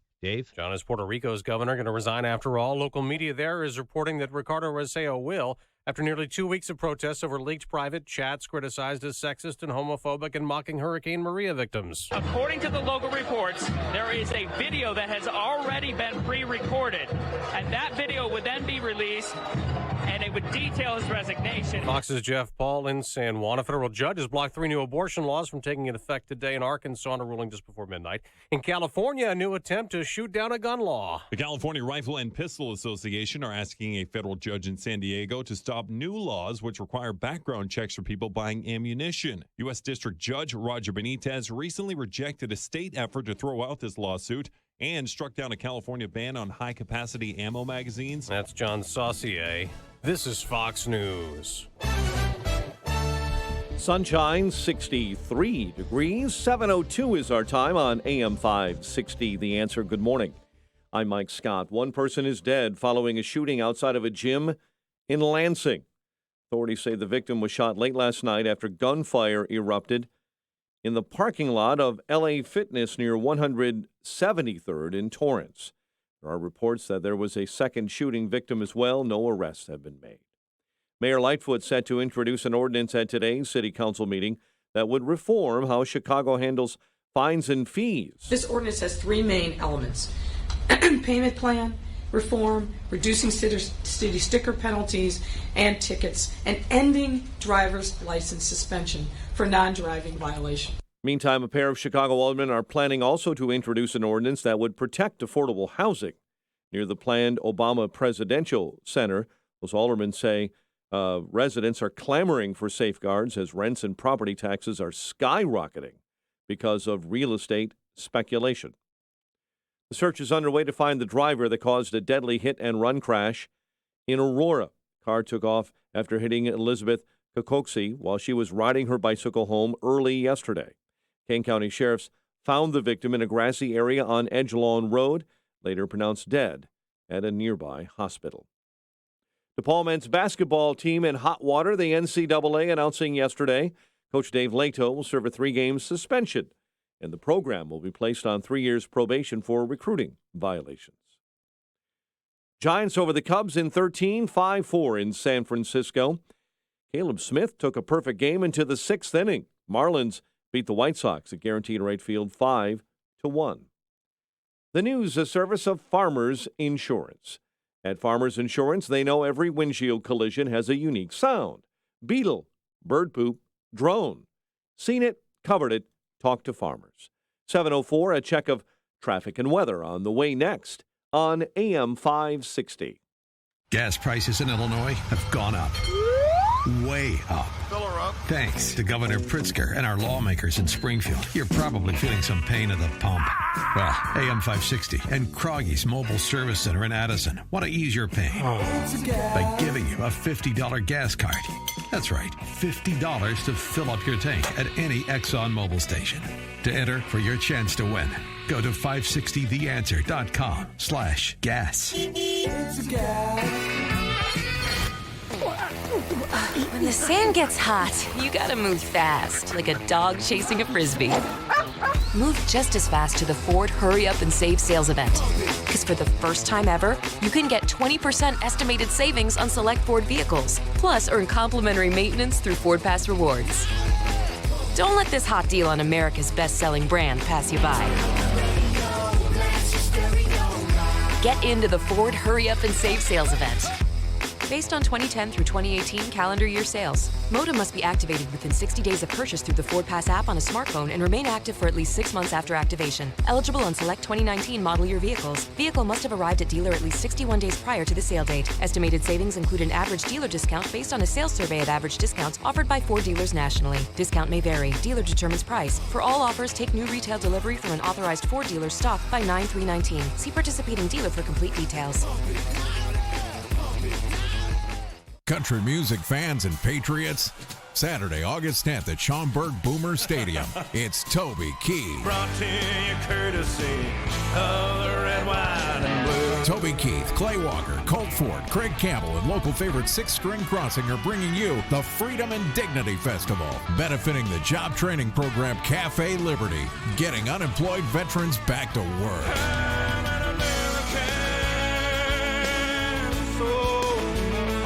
Tickets now or make a donation to support Getting Unemployed Veterans Back to Work at freedomanddignityfestival.org. That's freedomanddignityfestival.org. Made in America. A music festival that loves America, our flag, and our veterans. Made in America.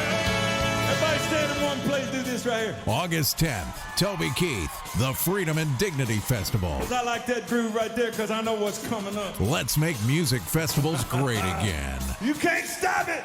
At Farmers Insurance, we know every windshield collision has a unique sound. Beetle. Bird poop. Drone. Seen it, covered it. Talk to farmers. We are farmers. Bum, bum, bum, bum, bum, bum. Underwritten by Farmers Truck Fire Insurance Exchanges and Affiliates. Products not available in every state. It is 7:06 in the AM 560 Traffic Center. In for Jim, here's Dominic Fertini. A couple of early morning issues out in Morton Grove. Got a crash at Dempster and Austin on the north side of the city. In Andersonville, watch for an accident near Foster and Walcott. Westbound 80 backing up at Francis. Eastbound 88, some early delays York into the tri-state. Inbound 80s, 24 minutes, Lake Cook in. Inbound Kennedy, 33 in from O'Hare, 16 in from the junction, 13 in the inbound Express. A few hangups outbound Armitage to Montrose. 22 minutes downtown to Montrose, 37 if you're headed out to O'Hare.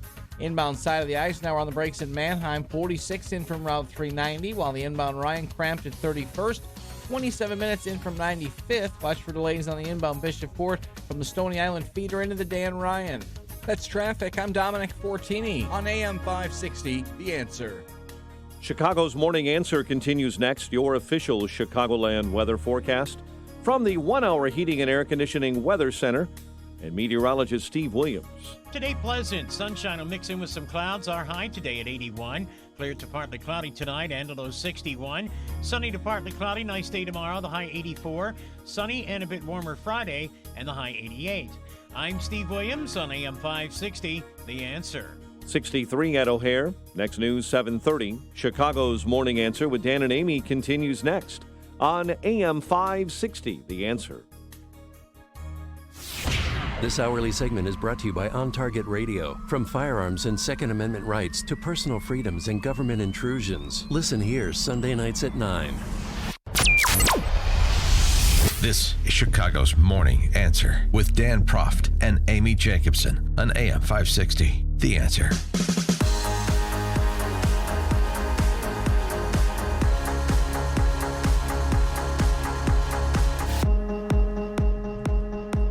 Top of the morning, Dan and Amy, listening to the reporting from the D.C. Press Corps, watching them all assemble on Capitol Hill, the excitement, the anticipation, they strike me as like listening and watching to Buffalo Bills fans before Super Bowl. Well, yeah, and CNN, I don't know, at 3:30 this morning, they were interviewing people who are already in line, waiting to get in, and then as soon as the doors opened, like, the doors just opened.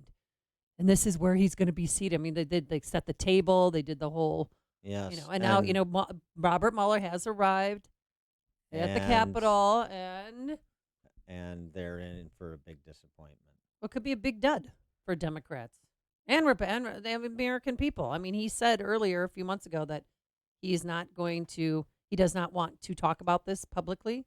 He's been forced. His hands are tied. Now he has to go. He was supposed to testify last week. Put that off to this week, so I don't know which more we're going to learn, if anything. I just placed a prop bet getting 2-1 odds that the fly on Jerry Nadler's pants is longer than Chance the Snapper. I think Hey-o. I'm going to win that. That's good. For more, for a bit of a break, because we're T-minus 20 minutes before Mueller Palooza. Got to add Palooza to everything. Mueller Right. mania. That's a hashtag now. I say it's courtesy of us. Oh, go to my Twitter. I tweeted out a picture of you and Robert Mueller. Oh, yeah. And our countdown clock. Yeah. On our incomestore.com. Right. We've got all the merchandise here. We do. Yeah. The Well, Mueller don't forget, T-shirts and mugs. There is a whole subculture of Americans who are fascinated with Robert Mueller. And they bought the Robert Mueller slippers. Yeah, they're called House Democrats. I know who they are. All right, for more on, for a switch for now, we'll come back to Mueller in a moment. We got to talk about some serious matters for adults, too, like economics. And to help us do that, we're pleased to be joined by Steve Moore, noted economist, Wall Street Journal columnist, the author of Trumponomics, Inside the America First Plan to Revive Our Economy. Steve, thanks for being with us. Appreciate it. Hi, guys. Good morning. Yeah, I'm all at Twitter. It's like Christmas morning, right? Yeah, Mueller's coming. Towel yourself and off. This is probably Yeah. the biggest non-story of our lifetime, and it just won't go away. And I was just listening to you guys chatting about it, and Amy, I got to tell you, I was doing CNN for the last 2 years, and every single day, every single night, almost 24/7, all they talked about was Mueller, the Mueller report, and Mueller. And, of course, then the report comes out, and it's a big vat of nothing, and they're still, it's just amazing to me, they're still talking about this. I mean, it's unbelievable how obsessed they are with this stuff when we've got real stuff going on, like this terrible budget deal that was consummated this week. Okay, all right. What's wrong with it? What do you want to change? Oh God! I mean, I'm just disgusted. I wrote a piece for The Hill. If people want to, go to look at it online, basically saying, I rag on the Democrats all the time, and it's easy to do that. But would it offend you guys if I ragged on the Republicans for a minute? No. I mean, it's just ridiculous. These guys have all run. Most of them came in 2010 or 2014.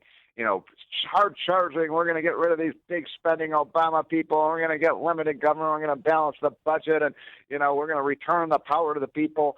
And they continue to just pass bigger and bigger and bigger budgets. Now, look, certainly the Democrats and Nancy Pelosi are partners in this crime. But folks, you cannot blame this big spending binge we've had for the last 5 or 6 years when we've increased the budget by $1 trillion. Did you know that, by the way? Over the last 5 years, we've increased the budget $1 trillion.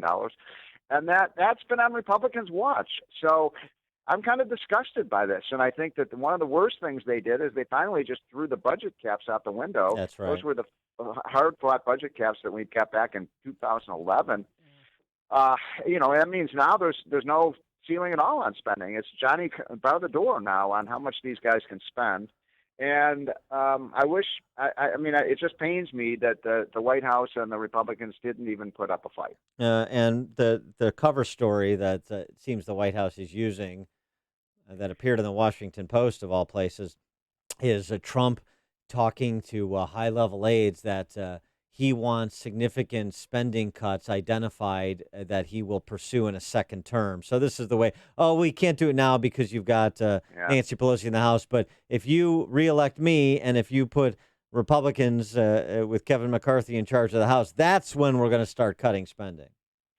Well, look, I think it's a terrible deal, so I'm not going to defend it. But I will say, something about it in defense of this president, because I love this president, and I think he's done an awesome job in the economy. He's disappointed me on spending.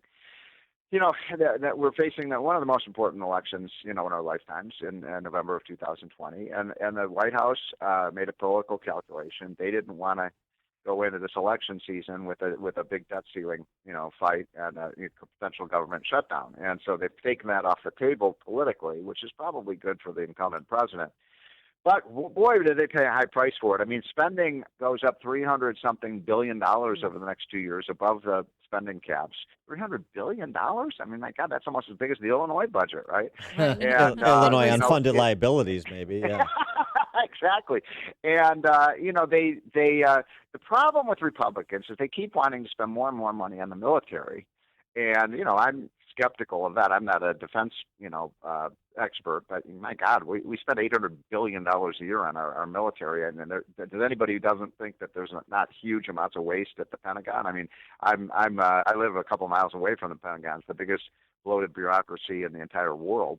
But for every dollar, the deal has been with the Democrats. Every dollar that Trump gets for additional spending for the military, Pelosi and Schumer and the rest get a dollar of social programs. So you've got this ratcheting up of spending that is now creating $1 trillion deficits as far as the eye can see. And I want to make one other point, if I may, which is that Democrats' line is, these deficits are all caused by the tax cut. Actually, over the last 2 years, federal tax revenues in the wake of the tax cut are up almost $200 billion. So, ladies and gentlemen, it's not a revenue problem. Let's be very clear about this. It's not a revenue problem. It is an overspending problem. Both sides like to play Santa Claus, and at least the Democrats are honest about it. Yeah, that's the problem. Is look. And this is a problem for Trump, even though he's trying to avoid this fight and the consternation that comes with the debt ceiling and spending. But look, he was sent there to fight. He's sent there to change the culture, to drain the swamp. And this is an instance where he looks very much like the soft Republicans we've watched over the many decades who surrender on one issue as a way to prepare to surrender on the next issue.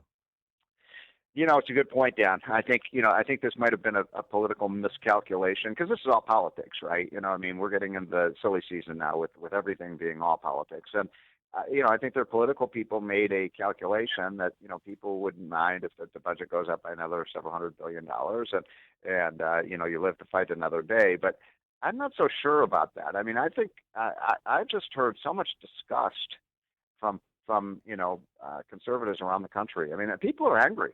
People are really angry about this budget deal because they feel like, Republicans don't fight. They don't stand up for any kind of principles. They certainly could have gotten a better deal from Pelosi. Well, yeah. But don't you they think could have Trump gotten a did better this deal. They just didn't want to fight. Yeah, don't you think Trump did this, though, to reassure his election in 2020? Do I think he did it for the election? Yeah, just to get reelected so Yes, there's no yes, fight. this was Their all stock politics. market's not in flux and all that. Right, and my point is, I think we'll see, but I think it might be a miscalculation because people just feel like, hey, there's no difference between the Republicans and Democrats. As George Wallace used to say, remember, there ain't dimes worth the difference between the two parties. Then, you get a deflated base, and Trump's strategy all along, that's what won it in the election in 2016, is to get his base really riled up and get them out to the polls and see the hardcore differences between the two parties. But right now on spending, there isn't much. Now, look, to be fair to the Republicans for a minute, the Democrats have unveiled a $100 trillion spending, binge that they want to do with the Green New Deal and Medicare for All, and everybody gets higher Social Security benefits, and we're going to relieve all your student loans and all of these things. So, it's Tweedledee versus Tweedledum here. I wanted to get your reaction to the pronouncement from the Thomas Piketty impersonator running for president, the Democrat Socialist side, Elizabeth Warren. Which one is that? There's so many of them. I know. I'm going to go with Elizabeth Warren. She's been opining. I thought you'd say Warren, yeah. She wrote, warning lights. By the way, Dan, you should stop criticizing. You're not going to have to pay your student loan off. Yes. Hooray! It's forgiven. I've already paid. Forgiven. You've paid that off. I've paid my student loans off. All right. So here's what she wrote. Warning lights are flashing. Whether it's this year or next year, the odds of another economic downturn are high and growing. I see a manufacturing sector in recession. I see a precarious economy built on debt, both household debt and corporate debt, and that is vulnerable to shocks. And I see a number of serious shocks on the horizon that could cause our economy's shaky foundation to crumble. And that's why we need a $15 minimum wage. Well, first of all, this is wishful thinking by Elizabeth Warren and her colleagues. They are praying for a recession. They're praying for the unemployment rate to go up and people to be thrown out of their jobs so they can get rid of Trump. But look, no, I think the economy is very solid. I do worry about the trade war, as we've talked about many times. Manufacturing has been a little soft, but it's coming back. Every time we get manufacturing on a downturn, it comes back a little bit. We got a good number on jobs for manufacturing a couple of weeks ago, so I don't see it. By the way, boy, this is pretty rich for Elizabeth Warren to say there's too much debt out there. Has anybody seen how much money she wants to spend? I mean, my God, she's got trillions and trillions and trillions of dollars of spending she wants. Oh, there's too much debt out there. Look, the fact is, I'm not so sure she's been right about that in terms of household and corporate debt. it is true there's a lot of debt out there, but interest rates are low. It's one thing to borrow a lot of money when you've got 8 to 10% interest rates. It's another to buy a home or start a business by borrowing when you got 2, 3, 4% interest rates. So, I just think factually she's wrong. And by the way, I've got to say this about the student loan forgiveness thing. There's $2 trillion of student loan debt out there, folks. Which, by the way, that's an outrage in its own sense. The fact that universities and colleges are charging so much money. But how in the world? Democrats love to talk about fairness. How is it fair for people who actually did pay off their debts, their student debts? And I know a lot of people, and who, including my wife, who worked hard. She wasn't making a lot of money. She did put aside the money to pay her debt, as any good borrower does. And now all of a sudden, the people who didn't pay off their debt are forgiven for it? I mean, that's ridiculous. And that means the people who did pay off their debts have to pay for the debts for people who didn't. I mean, this is just craziness.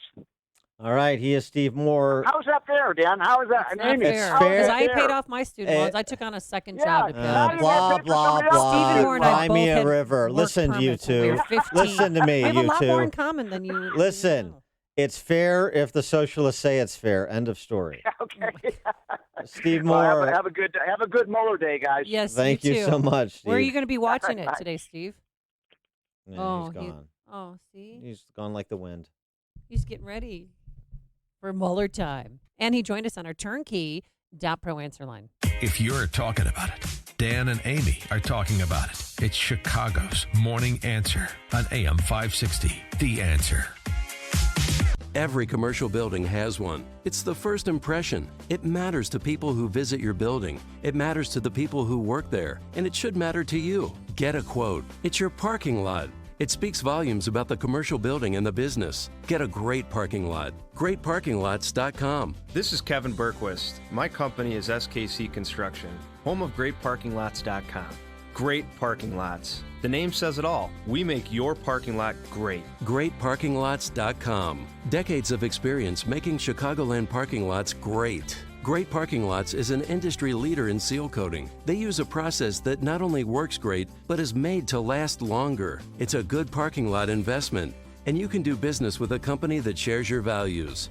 Great Parking Lots. I guarantee you'll have a good experience. Check it out, GreatParkingLots.com. Commercial parking lot seal coating and maintenance. Get a great parking lot. Just remember, GreatParkingLots.com.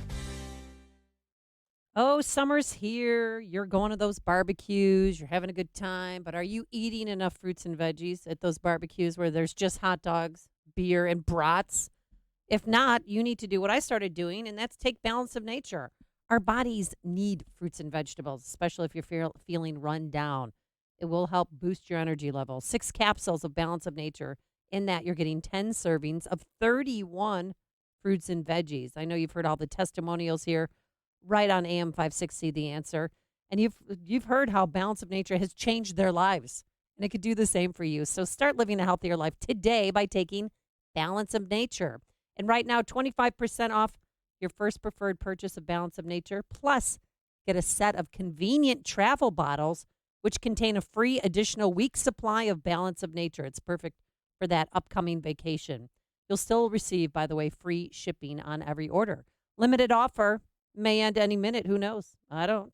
So call 800-246-8751. That's 800-246-8751. Use discount code Chicago or go to balanceofnature.com. Discount code Chicago. Hi, Barry Sterner, owner of Townstone Financial. I could talk to you all day about how I feel about Townstone's service, low closing costs, and great rates. But how about listening to one of our customers? My name's Elisa French. We've had such good experience with Townstone Financial and specifically Barry Sterner that when my mom was looking to move to Chicago, the first thing I said to her was, she had to call Townstone and got in touch with Barry Sterner, which again, amazing relationship. My sisters, when I am able to ask a question and I have many questions questions when it comes to this. He really almost holds my hand with his knowledge and explains in such an easy way, and it makes me feel comfortable. So it's easy for me to recommend him. Remember, nobody values your business more than Townstone Financial, and I'm always available to answer your questions. Call me now, Barry Sterner, 312-896-2111. That's 312-896-2111. Or go to townstone.com. That's TOWNSTONE.com. Townstone Financial is licensed in Indiana, Michigan, Wisconsin, and Florida. NMLS 136639. www.nmlsconsumeraccess.org. Equal housing lender. AM 560. The Answer. Dan and Amy, we're just moments away, under 5 minutes away from the beginning of the Mueller hearings today. The House Judiciary Committee, here's who I would look for if you're going to watch and try and watch things that are going to actually be perhaps some of the more interesting exchanges, better questions asked. Yeah. So I can't rely on Sheila Jackson, is what you're saying? You can, that would be for entertainment. Sheila Jackson Lee, who excuse me, is not, no one has apprised her yet that Vietnam was reunified, so she's still working on that issue. But the House Judiciary Committee on the Republican side, ranking member is Doug Collins from Georgia, who's been good. That should be a good exchange. Yeah. Jim Jordan is That'll on that be committee. great. He should be good. Also, he's bubbled up to the surface a couple times, but hasn't gotten the profile of like a Trey Gowdy. But John Radcliffe from Texas is a former prosecutor as well. Oh, good. So I would expect some pointed questions and substantive exchanges with him. And the worst of the worst on the Dem side. What could be worse than Sheila Jackson Lee? Hank Johnson is also a member of the No, House he's Judiciary not. Committee. Oh, yeah. no. Oh, yeah. No, let's Yep. bring up Guam. Oh, no. All right. Guam is going Guam to man. capsize, and we landed on Mars. That's what you get from Hank Johnson and Sheila Jackson Lee. no. You also have Eric Swalwell, who, remember, wants to deploy nuclear weapons against gun owners. Yeah. You have who Veronica. just recently dropped out of the presidential race. A moment of silence for that short-lived campaign. You got Veronica Escobar from El Paso, who wants to. Oh, yeah. What does she want again? She wants to tear down the border. She's on Right. the other side trying to help people get Oh, into that's this right. country illegally. She's Beto's replacement. Can't wait to hear for her pronouncements on the rule of law. Veronica Escobar trying to help shepherd people into the country illegally. But And okay. remember, the House Judiciary, they're first. They're going to focus on interference. And then later, after a break, the Intelligence Committee is going to focus on Russian collusion. You know who's on the Intelligence Committee on the Dem side? Who? The little rascal. Oh, Mike Quigley? Yeah. With Mr. Frog here. I'm Mike Quigley. Yeah. I wear green all the time. Froggy. You want to come play with me? Yeah. Let's go to Shield Park on Southport. Have a good time. Yeah. You sound like one of the lollipop guys. I don't know. That's not quite Froggy. Froggy does like this. And that's sort of Kermit the Froggy, No, not Froggy from Froggy, Little what does Rascal. Froggy sound like? I Come on, can't give a do it. I won't even look at you. You can try. I can only do Just Darla. Do Darla, okay? No, I can't. Right. No, come on. I What can't- did I can't do Froggy sound Froggy. like? I can't do it. Froggy. We'll get a drop. Has anybody ever seen the Little Rascals around here? Yeah. On the Republican side, on the Intel Committee, Devin Nunes, remember, the ranking member, used to be the chairman. So he's said a lot over the years. Yeah, it has been years now. And Adam that should be Schiff good. Well, of course, Adam Schiff is the chairman. But on the Republican side, look for what Devin Nunes has to say. Maybe Will Hurd, also of Texas, and John Ratcliffe is on that committee as well. So those are some of the highlights. And who won't be there, unfortunately, because I think he's done some of the best cross-examining and focusing of the case on the merits, based on the evidence, going where the facts lead, is Trey Gowdy. Right. He's not going to be there. He's no longer a member of Congress, but he has not stopped opining because he is a Fox News contributor. And here was his quick preview yesterday with Sean Hannity about the areas of inquiry that could be covered and should be covered. But just keep in mind, Mueller found some things, you can go there. He didn't find some things, you can go there. He didn't bother to look for certain things, you can go there. And then you have the issue of the bias within the investigation. And then you have another category, legal issues. It's interesting to me whether or not you can even obstruct an unpredicated investigation. You can certainly resist an unlawful arrest. So if the investigation was unpredicated, then can you actually even obstruct something that never should have begun? Great bar exam question. But in terms of the question as to whether or not there's going to be any bombshells, you should anticipate any bombshells. Trey Gowdy explained why you wouldn't expect Mueller to deviate much from the four corners of his report. Look, he doesn't want to be there. He made that very clear in his press conference. He doesn't even want to testify. He's not going to deviate from the report for two reasons, quite frankly. Number one, prosecutors are not supposed to deviate from their charging decision or non-charging, but here's the real reason. Let's assume he does say something new or different tomorrow. Your follow-up question is going to be, why the hell was that not in your report? Coming up on Chicago's Morning Answer. It's here. The time has arrived. Mueller. But first, let's get into the newsroom quickly. Here is Mike Scott. President Trump isn't all that happy about the former special counsel's congressional testimony. Sunshine and 63 degrees as we await the Robert Mueller congressional testimony. This hour, the president tweeting out his familiar charge that the investigation into possible Russian collusion in the 2016 campaign was the greatest witch hunt in U.S. history. The U.S. House overwhelmingly passes a bipartisan resolution condemning the Boycott Israel movement on a 398-17 vote. Earlier in the day, Democrat Representative Rashida Tlaib explained why she backs the BDS movement, saying that as a Palestinian American, she cannot support what she calls Israel's racist policies. We're watching politically this morning in Puerto Rico, where multiple media outlets are reporting that Ricardo Rosselló will resign as governor later today. We're also watching City Hall, where Mayor Lightfoot is set to introduce an ordinance at today's City Council meeting that will reform how Chicago handles fines and fees for parking tickets and vehicle stickers. Chicago sports, Pablo Sandoval's walk-off home run in the 13th. Give the Giants a win over the Cubs in San Francisco, 5-4. Marlins a 5-1 win over the White Sox at the rate.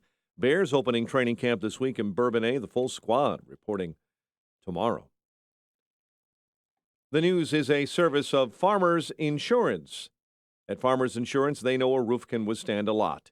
One exception being an airborne car. CNET covered it. Talk to Farmers. A check of traffic and weather is on the way next on AM 560. Mike Gallagher can see the president working the media. I don't think he's going to stand there like John McCain once tried to do and say, no, my friends, she's a nice lady, Ilhan Omar. We just have disagreements philosophically.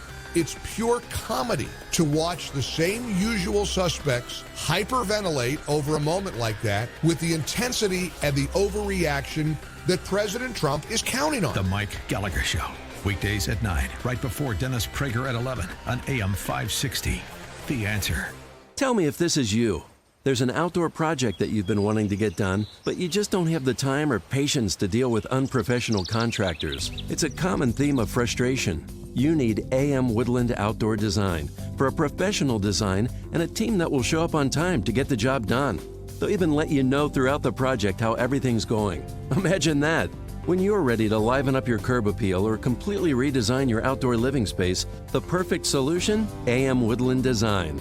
With so many landscape contractor options to choose from, use a team that shares your values of hard work, honesty, integrity, and patriotism. AM Woodland Outdoor Design proudly sponsors Food for the Poor as a business benefactor and would be honored to work with you. AM Woodland Outdoor Design, proudly serving Lake, Northern Cook, and Kenosha counties, helping make the communities they grew up in as beautiful as they can be. Visit amwoodland.com, that's amwoodland.com, or call 847-224-2167. 7:33 on AM 560. The Answer on Capitol Hill. Robert Mueller has just been sworn in by the head of that congressional committee, Jerry Nadler, and is set to begin speaking this morning on AM 560, The Answer. Story will follow for you live throughout this day. Now, the chairman of that committee, Jerry Nadler, on AM 560, The Answer. The Judiciary Committee will come to order. Without objection, the chair is authorized to declare recesses of the committee at any time. We welcome everyone to today's hearing on oversight of the report on the investigation into Russian interference in the 2016 presidential election. I will now recognize myself for a brief opening statement. Director Mueller, thank you for being here. I want to say just a few words about our themes today: responsibility, integrity, and accountability. Your career, for example, is a model of responsibility. You are a decorated Marine officer. You were awarded a Purple Heart and the Bronze Star for Valor in Vietnam. You served in senior roles at the Department of Justice, and in the immediate aftermath of 9/11, you served as director of the FBI. 2 years ago, You returned to public service to lead the investigation into Russian interference in the 2016 elections. You conducted that investigation with remarkable integrity. For 22 months, you never commented in public about your work, even when you were subjected to repeated and grossly unfair personal attacks. Instead, your indictments spoke for you and in astonishing detail. Over the course of your investigation, you obtained criminal indictments against 37 people and entities. You secured the conviction of President Trump's campaign chairman, his deputy campaign manager, his national security advisor, and his personal lawyer, among others. In the Paul Manafort case alone, you recovered as much as $42 million, so that the cost of your investigation to the taxpayers approaches zero. And in your report, you offer the country accountability as well. In Volume 1, you find that the Russian government attacked our 2016 elections, quote, in a sweeping and systematic fashion, and that the attacks were designed to benefit the Trump campaign. Volume 2 walks us through 10 separate incidents of possible obstruction of justice, where, in your words, President Trump attempted to exert undue influence over your investigation. The president's behavior included, and I quote from your report, quote, public attacks on the investigation, non-public efforts to control it, and efforts in both public and private to encourage witnesses not to cooperate, close quote. Among the most shocking of these incidents, President Trump ordered his White House counsel to have you fired, and then to lie and deny that it had happened. He ordered his former campaign manager to convince the recused Attorney General to step in and limit your work. And he attempted to prevent witnesses from cooperating with your investigation. Although department policy barred you from indicting the president for this conduct, you made clear that he is not exonerated. Any other person who acted in this way would have been charged with crimes. And in this nation, not even the president is above the law. Which brings me to this committee's work. Responsibility, integrity, and accountability. These are the marks by which we who serve on this committee will be measured as well. Director Mueller, we have a responsibility to address the evidence that you have uncovered. You recognize as much when you said, quote, the Constitution requires a process other than the criminal justice system to formally accuse a sitting president of wrongdoing, close quote. That process begins with the work of this committee. We will follow your example, Director Mueller. We will act with integrity. We will follow the facts where they lead. We will consider all appropriate remedies. We will make our recommendation to the House when our work concludes. We will do this work because there must be accountability for the conduct described in your report, especially as it relates to the president. Thank you again, Director Mueller. We look forward to your testimony. It is now my pleasure to recognize the ranking member of the Judiciary Committee, the gentleman from Georgia, Mr. Collins, for his opening statement. Thank you, Mr. Chairman, and thank you, Mr. Mueller, for being here. For 2 years leading up to the release of the Mueller report, and in the 3 months since, Americans were first told what to expect and then what to believe. Collusion, we were told, was in plain sight, even if the special counsel's team didn't find it. When Mr. Mueller produced his report and Attorney General Barr provided it to every American, we read no American conspired with Russia to interfere in our elections, but learned the depths of Russia's malice toward America. We are here to ask serious questions about Mr. Mueller's work, and we will do that. After an extended, unhampered investigation, today marks an end to Mr. Mueller's involvement in an investigation that closed in April. The burden of proof for accusations that remain unproven is extremely high, and especially in light of the special counsel's thoroughness. We are told this investigation began as an inquiry into whether Russia meddled in our 2016 election. Mr. Mueller, you concluded they did. Russians accessed Democrat servers and disseminated sensitive information by tricking campaign insiders into revealing protected information. The investigation also reviewed whether Donald Trump, the president, sought Russian assistance as a candidate to win the presidency. Mr. Mueller concluded he did not. His family or advisors did not. In fact, the report concludes no one in the president's campaign colluded, collaborated, or conspired with the Russians. The president watched the public narrative surrounding this investigation, assume his guilt while he knew the extent of his innocence. Volume 2 of Mr. Mueller's report details the president's reaction to frustrating investigation where his innocence was established early on. The president's attitude toward the investigation was understandably negative, yet the president did not use his authority to close the investigation. He asked his lawyer if Mr. Mueller had conflicts that disqualified Mr. Mueller from the job, but he did not shut down the investigation. The president knew he was innocent. Those are the facts of the Mueller report. Russia meddled in the 2016 election. The president did not conspire with the Russian, and nothing we hear today will change those facts. But one element of this story remains: the beginnings of the FBI investigation into the president. I look forward to Mr. Mueller's testimony about what he found during his review of the origins of the investigation. In addition, the Inspector General continues to review how baseless gossip can be used to launch an FBI investigation against a private citizen and eventually a president. Those results will be released, and we will need to learn from them to ensure government intelligence and law enforcement powers are never again used and turned on a private citizen or a potential or political candidate as a result of the political leanings of a handful of FBI agents. The origins and conclusion of the Mueller investigation are the same things: what it means to be American. Every American has a voice in our democracy, so it must protect the sanctity of their voice by combating election interference. Every American enjoys the presumption of innocence and guarantee of due process. If we carry anything away today, it must be that we increase our vigilance against foreign election interference while we ensure our government officials don't weaponize their power against the constitutional rights guaranteed to every U.S. citizen. Finally, we must agree that the opportunity cost here is too high. The months we have spent investigating from this dais failed to end the border crisis or contribute to the growing job market. Instead, we have gotten stuck, and it's paralyzed this committee and this House. And as a side note, every week I leave my family and kids, the most important things to me, to come to this place because I believe this place is a place where we can actually do things and help people. 6.5 years ago, I came here to work on behalf of the people of the 9th District in this country. And we accomplished a lot in those first 6 years on a bipartisan basis with many of my friends across the aisle sitting on this dais with me today. However, this year, because the majority's dislike of this president and the endless hearing into a closed investigation have caused us to accomplish nothing except talk about the problems of our country while our border is on fire, in crisis, and everything else is stopped. This hearing is long overdue. We have had truth for months. No American conspired to throw our election. What we need today is to let that truth bring us confidence, and I hope, Mr. Chairman, closure. With that, I yield back. Thank you, Mr. Collins. I will now introduce today's witness.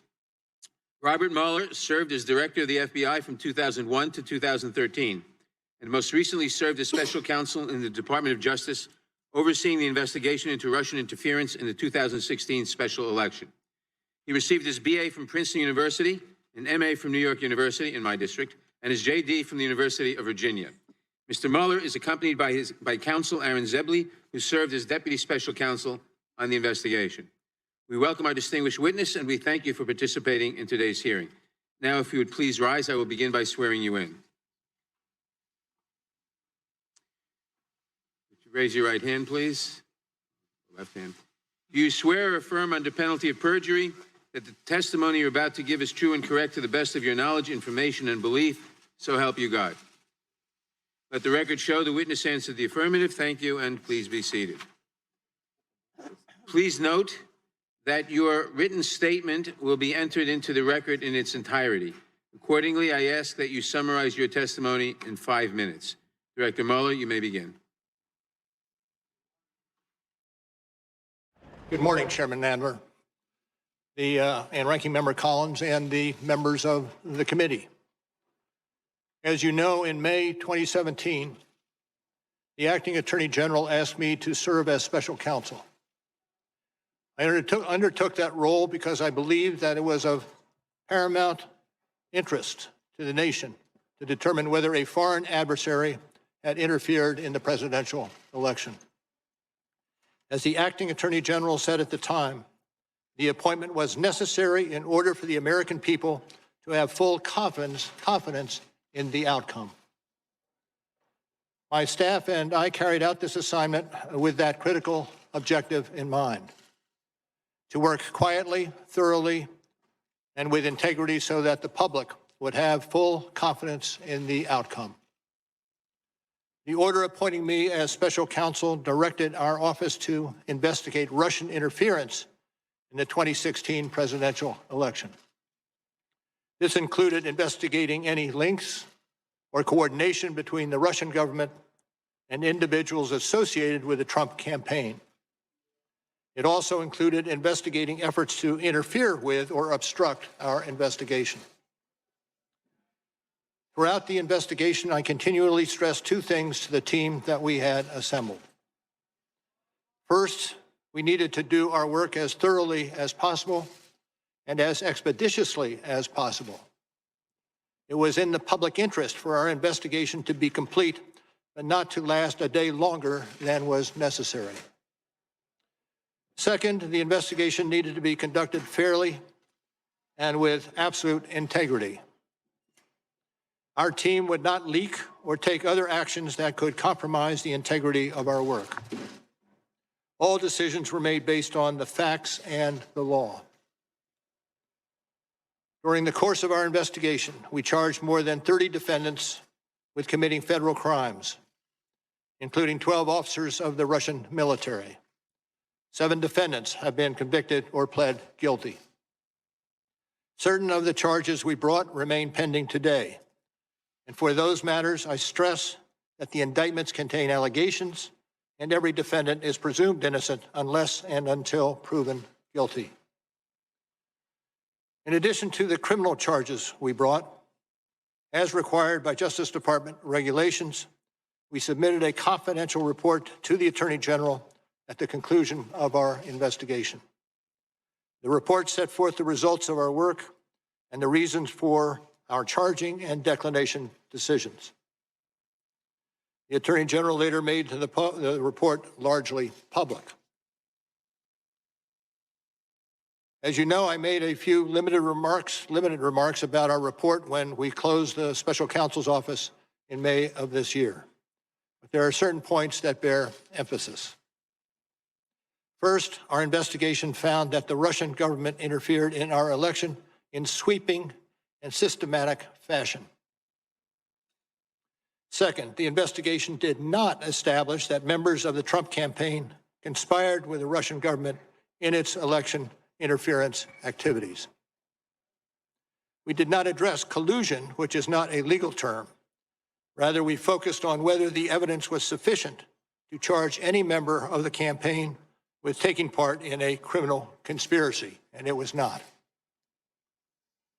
Third, our investigation of efforts to obstruct the investigation and lie to investigators was of critical importance.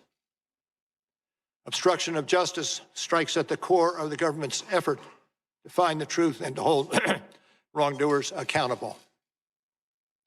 Finally, as described in Volume 2 of our report, we investigated a series of actions by the President towards the investigation.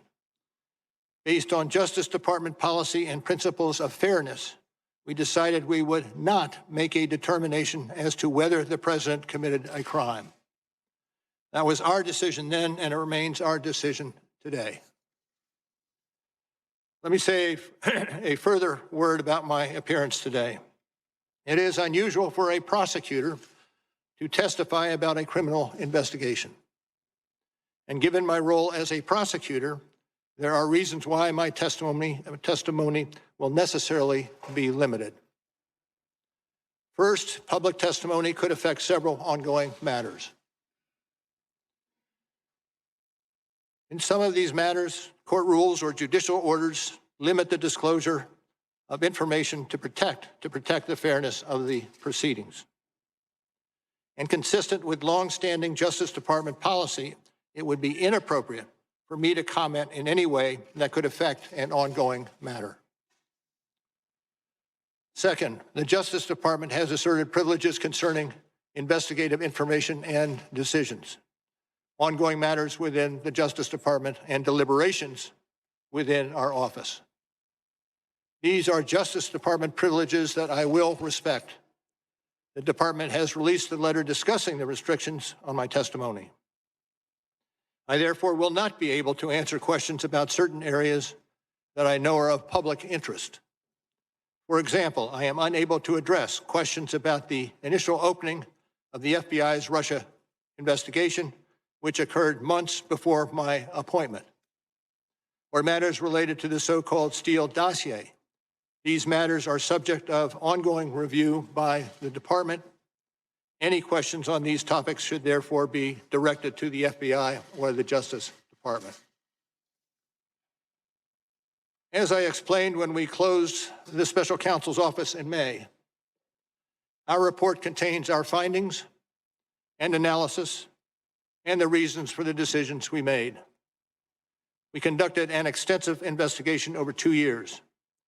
In writing the report, we stated the results of our investigation with precision. We scrutinized every word. I do not intend to summarize or describe the results of our work in a different way in the course of my testimony today. As I said on May 29th, the report is my testimony, and I will stay within that text. And as I stated in May, I will not comment on the actions of the Attorney General or of Congress. I was appointed as a prosecutor, and I intend to adhere to that role and to the department standards that govern it. I'll be joined today by Deputy Special Counsel Aaron Zebley. Mr. Zebley has extensive experience as a federal prosecutor and at the FBI, where he served as my chief of staff. Mr. Zebley was responsible for the day-to-day oversight of the investigations conducted by our office. Now, I also want to again say thank you to the attorneys, the FBI agents, the analysts, the professional staff who helped us conduct this investigation in a fair and independent manner. These individuals who spent nearly 2 years of working on this matter were of the highest integrity. Let me say one more thing. Over the course of my career, I have seen a number of challenges to our democracy. The Russian government's effort to interfere in our election is among the most serious. As I said on May 29th, this deserves the attention of every American. Thank you, Mr. Chairman. Thank you. We will now proceed under the 5-minute rule with questions. I will begin by recognizing myself for 5 minutes. Director Mueller, the President has repeatedly claimed that your report found there was no obstruction and that it completely and totally exonerated him. But that is not what your report said, is it? Correct. It is not what the report said. And now, reading from page 2 of volume 2 of your report that's on the screen, you wrote, quote, "If we had confidence after a thorough investigation of the facts that the President clearly did not commit obstruction of justice, we would so state. Based on the facts and the applicable legal standards, however, we are unable to reach that judgment," close quote. Now, does that say there was no obstruction? No. In fact, you were actually unable to conclude the President did not commit obstruction of justice. Is that correct? Well, we, at the outset, determined that we, when it came to the President's culpability, we needed to go forward only after taking into account the OLC opinion that indicated that a sitting president, cannot be indicted. So the report did not conclude that he did not commit obstruction of justice. Is that correct? That is correct. And what about total exoneration? Did you actually totally exonerate the President? No. Now, in fact, your report expressly states that it does not exonerate the President. It does. And your investigation actually found, quote, multiple acts by the President that were capable of exerting undue influence over law enforcement investigations, including the Russian interference and obstruction investigations. Is that correct? Correct. Now, Director Mueller, can you explain in plain terms what that finding means so the American people can understand it? Well, the finding indicates that the President was not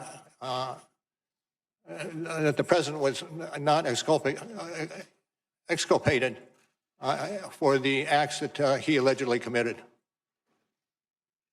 In fact, you were talking about incidents, quote, in which the President sought to use his official power outside of usual channels, unquote, to exert undue influence over your investigations. Is that right? That's correct. Now, am I correct that on page 7 of volume 2 of your report, you wrote, quote, the President became aware that his own conduct was being investigated in an obstruction of justice inquiry. At that point, the President engaged in a second phase of conduct involving public attacks on the investigation, non-public efforts to control it, and efforts in both public and private to encourage witnesses not to cooperate with the investigation, close quote. So President Trump's efforts to exert undue influence over your investigation intensified after the president became aware that he personally was being investigated? I stick with the language that you have in front of you, Which which Okay. comes from page 7, volume 2. Now, is it correct that if you concluded that the president committed the crime of obstruction, you could not publicly state that in your report or here today? Can you repeat the question, sir? Is it correct that if you had concluded that the president committed the crime of obstruction, you could not publicly state that in your report or here today? Well, I would say I could. The statement would be that you would not indict, and you would not indict because under the OLC opinion, a sitting president, excuse me, cannot be indicted, be unconstitutional. So you could not state that because of the OLC opinion, if that would have been your conclusion? OLC opinion was some guide, yes. But under DOJ, under Department of Justice policy, the president could be prosecuted for obstruction of justice crimes after he leaves office, is correct? True. Thank you. Did any senior White House official refuse a request to be interviewed by you and your team? I don't believe so. The president? Well, let me take that back. I would have to look at it, but I'm not certain that that was the case. Did the president refuse a request to be interviewed by you and your team? Yes. Yes. And is it true that you tried for more than a year to secure an interview with the president? Yes. And is it true that you and your team advised the president's lawyer that, quote, an interview with the president is vital to our investigation, close quote? Yes. And is it true that you also, quote, stated that it is in the interest of the presidency and the public for an interview to take place, close quote? Yes. But the president still refused to sit for an interview by you or your team? True. True. And did you also ask him to provide written answers to questions on the 10 possible episodes of obstruction of justice crimes involving him? Yes. Did he provide any answers to a single question about whether he engaged in obstruction of justice crimes? I would have to check on that. I'm not certain. Director Mueller, we are grateful that you are here to explain your investigation and findings. Having reviewed your work, I believe anyone else who would engage in the conduct described in your report would have been criminally prosecuted. Your work is vitally important to this committee and the American people because no one is above the law. I'll now recognize the gentleman from Georgia, Mr. Collins. This is Dan and Amy. You're listening to Bob Mueller's testimony before the House Judiciary Committee, and so far it's just as painful as anticipated. You just answered will be questioned here in a moment, but I want to lay some foundation, so we'll go through these fairly quickly. I'll talk slowly. I'm said that I talk fast. I will talk slowly. Thank you, sir. In your press conference, you stated any testimony from your office would not go beyond our report. We chose these words carefully. The work speaks for itself. I would not provide information beyond that which is already public in any appearance before Congress. Do you stand by that statement? Yes. Since closing the special counsel's office in May of 2019, have you conducted any additional interviews or obtained any new information in your role as special counsel? In the wake of the report? Since the closing of the office in May of 2019.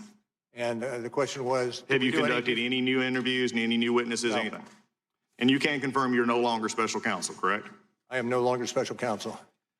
At any time with the investigation, was your investigation curtailed or stopped or hindered? No.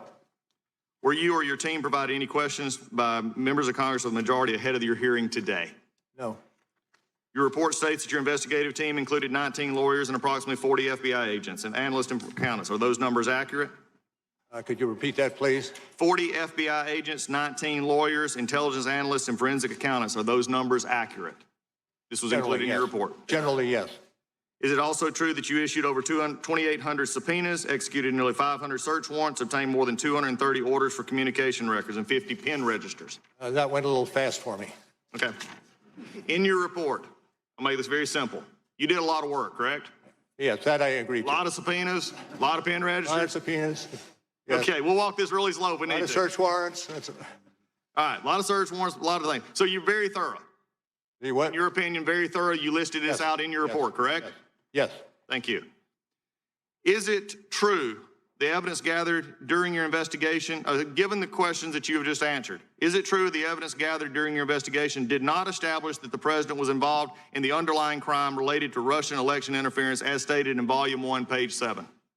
We found insufficient evidence of the president's culpability.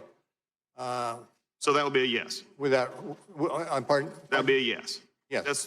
Thank you. Isn't it true the evidence did not establish that the president or those close to him were involved in the charged Russian computer hacking or active measure conspiracies, or that the president otherwise had unlawful relationships with any Russian official? Volume 2, page 76, correct? I leave the answer to our report. So it is a yes. Is that any true your investigation did not establish that members of the Trump campaign conspired or coordinated with the Russian government in the election Chicago activity? Volume 1, page 2, Volume 1, page 173. Thank you. Yes. Yes, thank you. Although your report states collusion is not so specific offense, and you said that this morning, or a term of art in federal criminal law, conspiracy is. In the colloquial context, are collusion and conspiracy essentially synonymous terms? You're going to have to repeat that for me. Collusion is not a specific offense or a term of art in the federal criminal law. Conspiracy is. Yes. In the colloquial context, known public context, collusion and conspiracy are essentially synonymous terms, correct? No. If no, on page 180 of volume 1 of your report, you wrote, as defined in legal dictionaries, collusion is largely synonymous with conspiracy, as that crime is set forth in the General Federal Conspiracy Statute 18 U.S.C. 371. You said at your May 29th press conference and here today, you choose your words carefully. Are you sitting here today testifying something different than what your report states? Well, what I'm asking is if you can give me the citation, I can look at the citation and evaluate whether it is accurate. Okay, let me just be clarified. You stated that you would stay within the report. I just stated your report back to you. And you said that collusion and conspiracy were not synonymous terms. That was your answer, was no. That's correct. In that, page 180 of volume 1 of your report, it says, as defined in legal dictionaries, collusion is largely synonymous with conspiracy, as that crime is set forth in General Conspiracy Statute 18 U.S.C. 371. Now, you said you chose your words carefully. Are you contradicting your report right now? Not when I read it. So you would change your answer to yes then? No. If you look at the language. I'm reading your report, sir. It's a yes or no answer. Page 180. Page 180, volume 1. Okay. This was from your report. Correct. And I'll leave it with the report. So the report says, yes, they are synonymous. Yes. Hopefully, for finally, out of your own report, we can put to bed the collusion and conspiracy. One last question as we're going through. Did you ever look into other countries investigated in the Russian interference into our election? Were other countries investigated or found knowledge that they had interference in our election? I'm not going to discuss other matters. That I yield back. Bob Mueller's using the doddering old mob boss ruse on cross-examination. Director Mueller, as you've heard from the chairman, we're mostly going to talk about obstruction of justice today, but the investigation of Russia's attack that started your investigation is why evidence of possible obstruction is serious. To what extent did the Russian government interfere in the 2016 presidential election? Could you repeat that, ma'am? To what extent did the Russian government interfere in the 2016 presidential election? Well, particularly when it came to computer crimes and the like, the government was implicated. So you wrote in volume 1 that the Russian government interfered in the 2016 presidential election in sweeping and systematic fashion. You also described in your report that the then Trump campaign chairman, Paul Manafort, shared with a Russian operative, Kalimnik, the campaign strategy for winning Democratic votes in Midwestern states in internal polling data of the campaign. Isn't that correct? Correct. They also discussed the status of the Trump campaign and Manafort's strategy for winning Democratic votes in Midwestern states. Months before that meeting, Manafort had caused internal data to be shared with Kalimnik, and the sharing continued for some period of time after their August meeting. Isn't that correct? Accurate. In fact, your investigation found that Manafort briefed Kalimnik on the state of the Trump campaign and Manafort's plan to win the election, and that briefing encompassed the campaign's messaging, its internal polling data. It also included discussion of battleground states, which Manafort identified as Michigan, Wisconsin, Pennsylvania, and Minnesota. Isn't that correct? That's correct. Did your investigation determine who requested the polling data to be shared with Kalimnik? Well, I would direct you to the report and adopt what we have in the report with regard to that particular issue.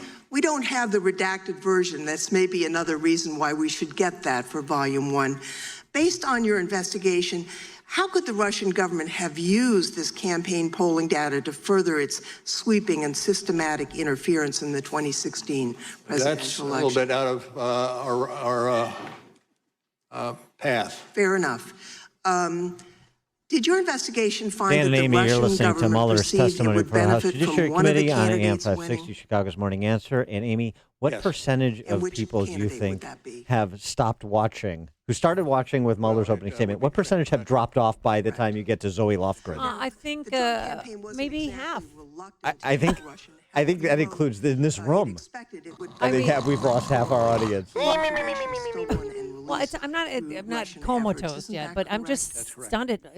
Now I know why Robert Mueller needed his friend Aaron next to him, and he should jump in and help him. He's not going to last 5 hours, I don't think. He needs a protein bar or something. Yeah, He's a little pick me up. Seem like maybe this is too early in the morning for him. Well, I would have to refer you to the report on that. Well, we went through and we counted 126 contacts between Russians or their agents and Trump campaign officials or their associates. So would that sound about right? I can't say. I understand the statistic, and I believe it. I understand the statistic. Well, Mr. Mueller, I appreciate your being here and your report. From your testimony and the report, I think the American people have learned several things. First, the Russians wanted Trump to win. Second, the Russians went on a sweeping cyber influence campaign. The Russians hacked the DNC, and they got the Democratic game plan for the election. The Russian campaign chairman met with Russian agents and repeatedly gave them internal data, polling, and messaging in the battleground states. So while the Russians were buying ads and creating propaganda to influence the outcome of the election, they were armed with inside information that they had stolen through hacking from the DNC and that they had been given by the Trump campaign chairman, Mr. Manafort. My colleagues will probe the efforts undertaken to keep this information from becoming public, but I think it's important for the American people to understand the gravity of the underlying problem that your report uncovered. And with that, Mr. Chairman, I would yield back. Gentlelady. Good morning, Director. If you'll let me quickly summarize your opening statement this morning. You said in Volume 1 on the issue of conspiracy, the special counsel determined that the investigation did not establish that members of the Trump campaign conspired or coordinated with the Russian government in its election interference activities. And then in Volume 2, for reasons that you explained, the special counsel did not make a determination on whether there was an obstruction of justice crime committed by the president. Is that fair? Yes, sir. All right. Now, in explaining that special counsel did not make what you called a traditional prosecution or declination decision, the report on the bottom of page 2 of Volume 2 reads as follows. The evidence we obtained about the president's actions and intent presents difficult issues that prevent us from conclusively determining that no criminal conduct occurred. Accordingly, while this report does not conclude that the president committed a crime, it also does not exonerate him. Now, I read that correctly? Yes. All right. Now, your report, and today you said at all times the special counsel team operated under, was guided by, and followed Justice Department policies and principles. So which DOJ policy or principle sets forth a legal standard that an investigated person is not exonerated if their innocence from criminal conduct is not conclusively determined? Can you repeat the last part of that question? Yeah. Which DOJ policy or principle set forth a legal standard that an investigated person is not exonerated if their innocence from criminal conduct is not conclusively determined. Where does that language come from, Director? Where is the DOJ policy that says that? Let me make it easier. Go ahead. Can you give me an example other than Donald Trump where the Justice Department determined that an investigated person was not exonerated because their innocence was not conclusively determined? I cannot, but this is a unique situation. Okay, well, you can't. Time is short. I've got 5 minutes. Let's just leave it at you can't find it because I'll tell you why. It doesn't exist. The special counsel's job, nowhere does it say that you were to conclusively determine Donald Trump's innocence or that the special counsel report should determine whether or not to exonerate him. It's not in any of the documents. It's not in your appointment order. It's not in the special counsel regulations. It's not in the OLC opinions. It's not in the Justice Manual, and it's not in the principles of federal prosecution. Nowhere do those words appear together because respectfully, Director, it was not the special counsel's job to conclusively determine Donald Trump's innocence or to exonerate him because the bedrock principle of our justice system is a presumption of innocence. It exists for everyone. Everyone is entitled to it, including sitting presidents. And because there is a presumption of innocence, prosecutors never, ever need to conclusively determine it. Now, Director, told you to watch Ratcliffe, former prosecutor, just drilled him. No precedent Mueller has on the exoneration language. You said doesn't exist anywhere in the department policies, and you used it to write a report. And the very first line of your report, says, and as you read this morning, it authorizes the special counsel to provide the Attorney General with a confidential report explaining the prosecution or declination decisions reached by the special counsel. That's the very first word of your report, right? That's correct. Here's the problem, Director. The special counsel didn't do that. On volume 1, you did. On volume 2, with respect to potential obstruction of justice, the special counsel made neither a prosecution decision or a declination decision. You made no decision. You told us this morning and in your report that you made no determination. So respectfully, Director, you didn't follow the special counsel regulations. It clearly says, write a confidential report about decisions reached. Nowhere in here does it say, write a report about decisions that weren't reached. You wrote 180 pages about decisions that weren't reached, about potential crimes that weren't charged or decided. And respectfully, by doing that, you managed to violate every principle and the most sacred of traditions about prosecutors not offering extra prosecutorial analysis about potential crimes that aren't charged. So Americans need to know this as they listen to the Democrats and socialists on the other side of the aisle, as they do dramatic readings from this report, that volume 2 of this report was not authorized under the law to be written. It was written to a legal standard that does not exist at the Justice Department. And it was written in violation of every DOJ principle about extra prosecutorial commentary. I agree with the chairman this morning when he said Donald Trump is not above the law. He's not. But he damn sure shouldn't be below the law, which is where volume 2 of this report puts him.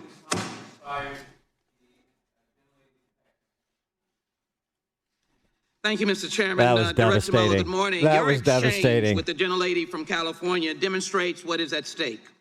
The Trump campaign chair, Paul Manafort, was passing sensitive voter information and poll data to a Russian operative.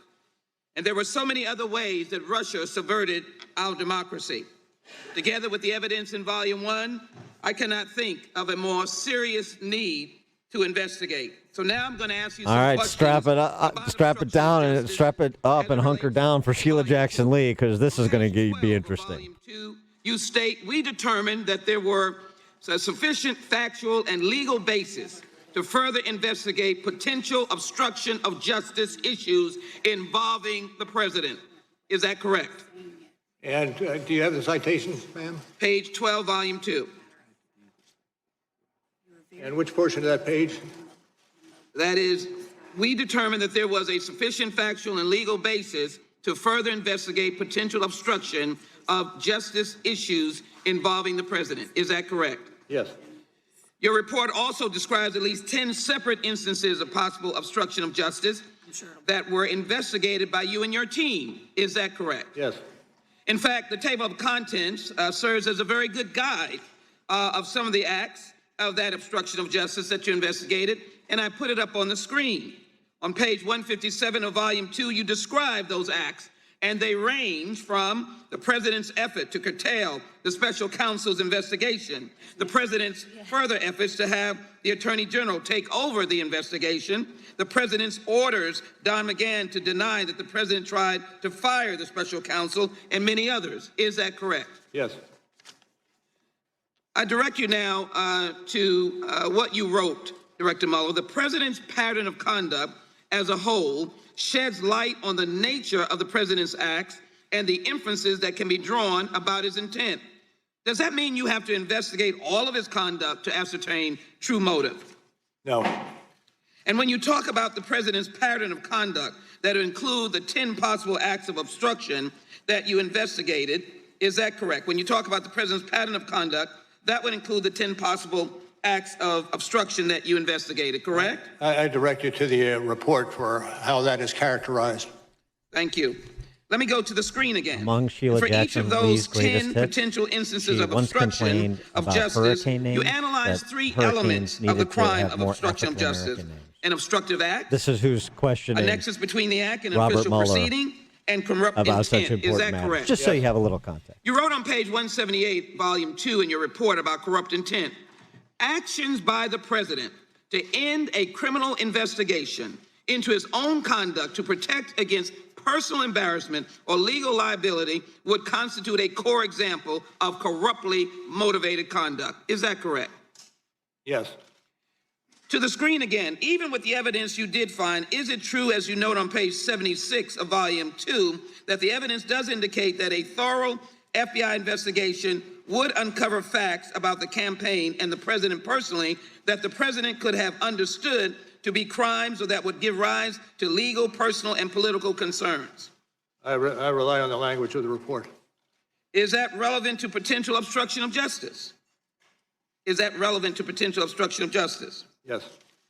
You further elaborate on page 157, obstruction of justice can be motivated by a desire to protect non-criminal personal interests, to protect against investigations where underlying criminal liability falls into a gray area, or to avoid personal embarrassment. Is that correct? Yes. I have on the screen.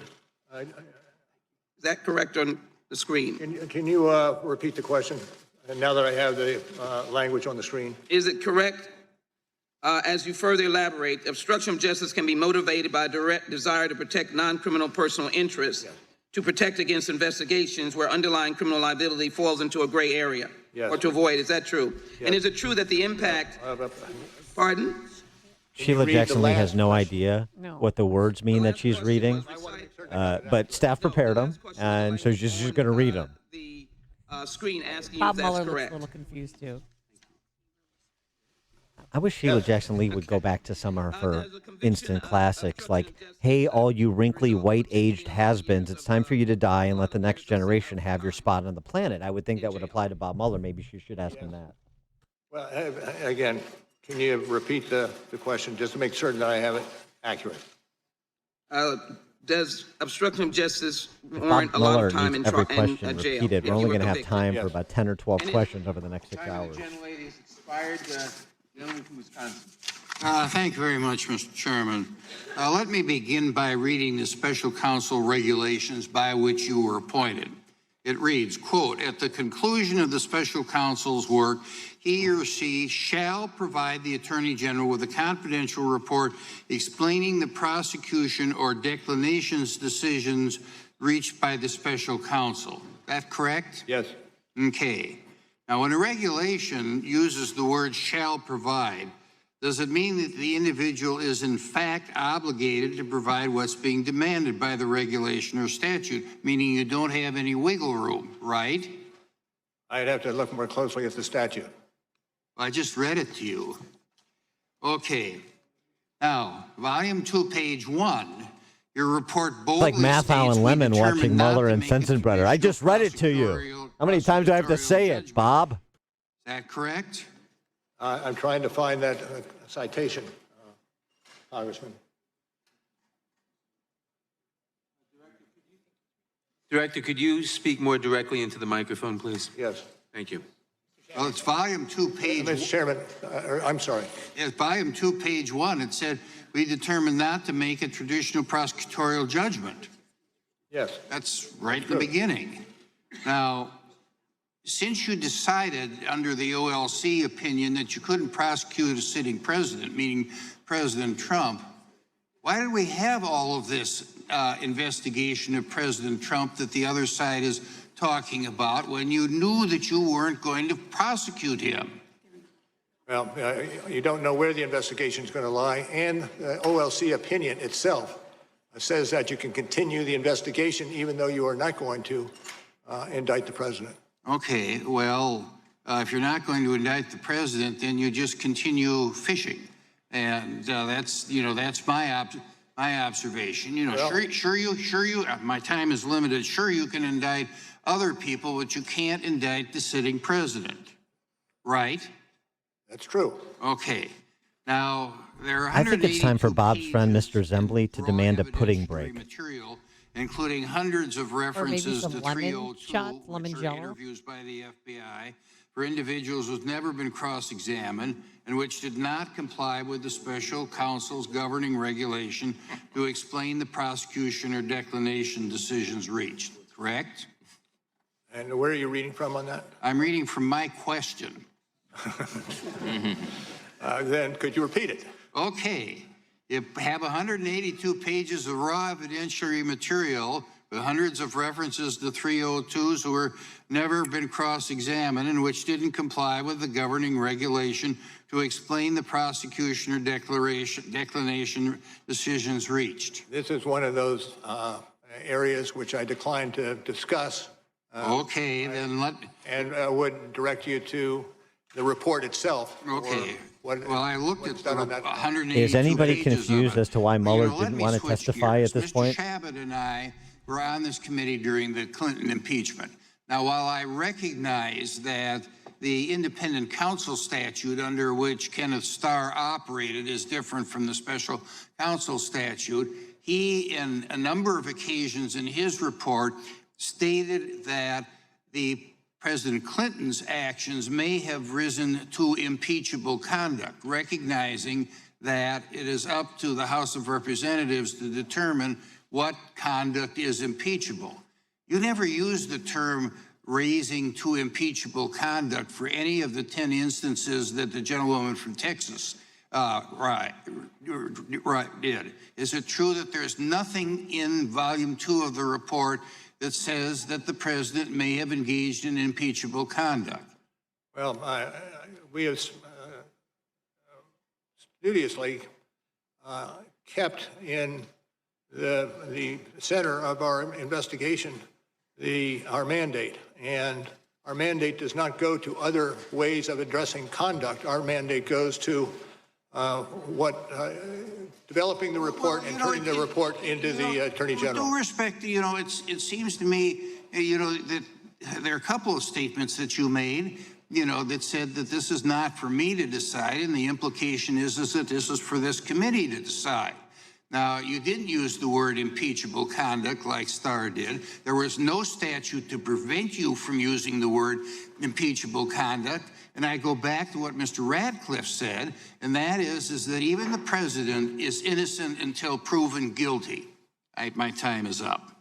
Gentleman's time has expired. The gentleman from Tennessee. Mr. Mueller would like to leave now. First, I'd just like to restate that Mr. Nadler said about your career. It's a model of rectitude, and I thank you. And that must be why he was selected for this, because he photographs well, and because of what he's done previously, because this guy was clearly not in charge of leading that team. What I see is a guy who was captured by the team around him. Really interesting to see Mueller testify. And I don't think KFC finger-licking Stephen Cohen is going to be able to rescue him. Well, I mean, this is his 89th time that he's testified before Congress in his, spanning career. So this could be the last time, too. I'm sure it is. Effed, unquote. Did Attorney General Sessions tell you about that little talk? I'm not. Director, please speak into the microphone. Oh, surely. My apologies. I am not certain of the person who originally copied that quote. Okay, well, Sessions apparently said it, and one of his aides had it in his notes too, which I think you had, but that's become record. He wasn't pleased. He probably wasn't pleased with the special counsel, and particularly you, because of your outstanding reputation. Correct. Prior to your appointment, the Attorney General recused himself from the investigation because of his role in the 2016 campaign. Is that not correct? Correct. Recusal means the Attorney General could not be involved in the investigation. Is that correct? That's the effect of recusal, yes. And so instead, another Trump appointee, as you know Mr. Sessions was, Mr. Rosenstein became in charge of it. Is that correct? Yes. Wasn't Attorney General Sessions following the rules and professional advice of the Department of Justice ethics folks when he recused himself from the investigation? Yes.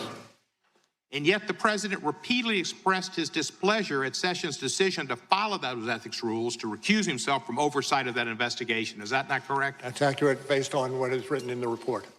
And the president's reaction to the recusal is noted in the report. Mr. Bannon recalled that the president was mad as Bannon had ever seen him, and he screamed at McGahn about how weak Sessions was. Do you recall that from the report? That's in the report, yes. Despite knowing that Attorney General Sessions was not supposed to be involved in the investigation, the president still tried to get the Attorney General to unrecuse himself after you were appointed special counsel. Is that correct? Yes. In fact, your investigation found that at some point after your appointment, quote, the president called Sessions at his home and asked if he would unrecuse himself. Is that not true? It's true. Now, that wasn't the first time the president asked Sessions to unrecuse himself, was it? I know there were at least two occasions.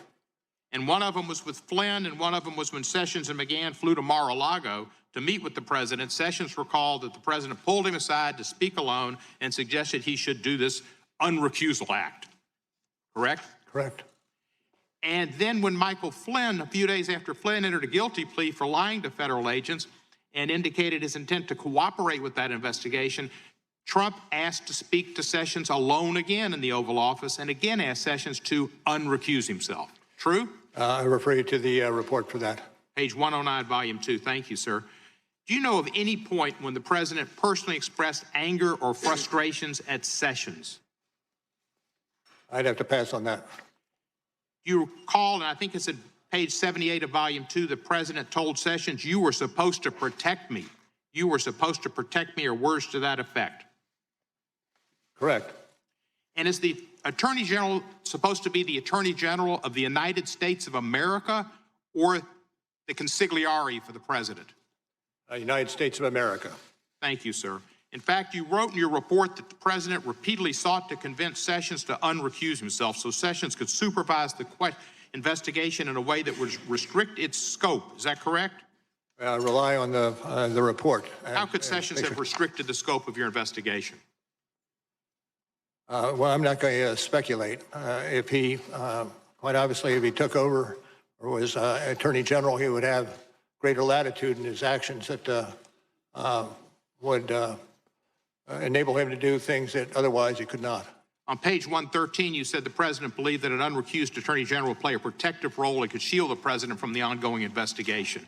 Regardless of all that, I want to thank you, Director Mueller, for your life of rectitude and service to our country. It's clear from your report and the evidence that the president wanted former Attorney General Sessions to violate the Justice Department ethics rules by taking over your investigation and improperly interfering with it to protect himself and his campaign. Your findings are so important because in America, nobody is above the law. I yield back the balance of my time. Thank the gentleman for yielding back. The gentleman from Ohio. One more question, Bob. Are you a leg or a breast man? Were very disappointed in your report. They were expecting you to say something along the lines of, here's why President Trump deserves to be impeached, much as Ken Starr did relative to President Clinton back about 20 years ago. Well, you didn't. So their strategy had to change.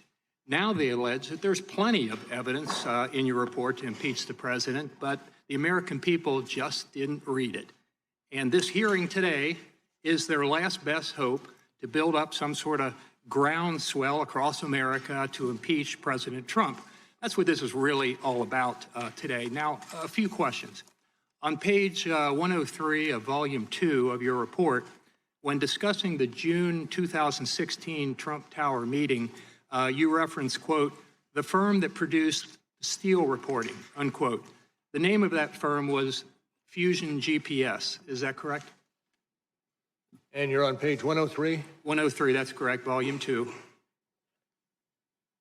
When you talk about Bob doesn't know that it was Fusion GPS that commissioned the Steele report. Reporting, the name of the firm that produced that was Fusion GPS. Is that correct? I'm not familiar with that. Let me just help you. It was. It's not. It's not. Why don't you ask Bruce Orr's wife about it there, Bob? Now, Fusion GPS produced the opposition research document widely known as the Steele dossier, and the owner of Fusion GPA was someone named Glenn Simpson. Are you familiar with? This is outside my purview. Okay.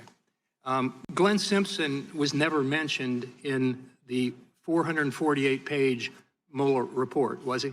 Well, as I say, it's outside my purview, and it's being handled in the department by others. Okay. Well, he was not.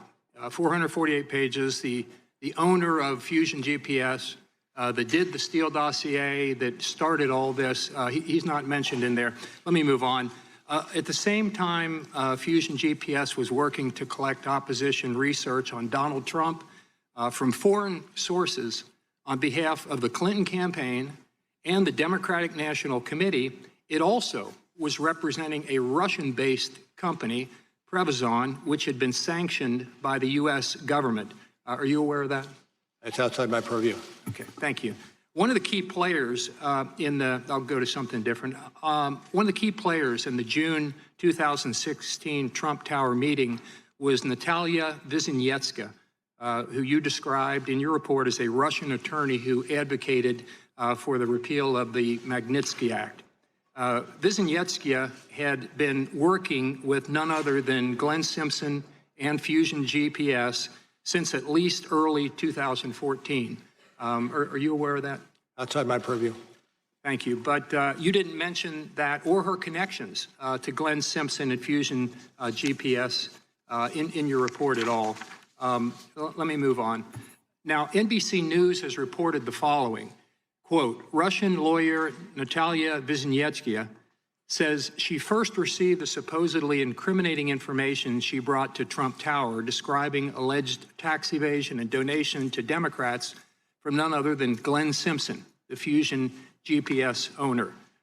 You didn't include that in the report, and I assume you're saying that would be the matter outside. being handled by others at the Department of Justice. Okay, thank you. Now, your report spends What 14 matters pages exactly did you handle, discussing Bob? the June 9th, 2016 Trump Tower meeting.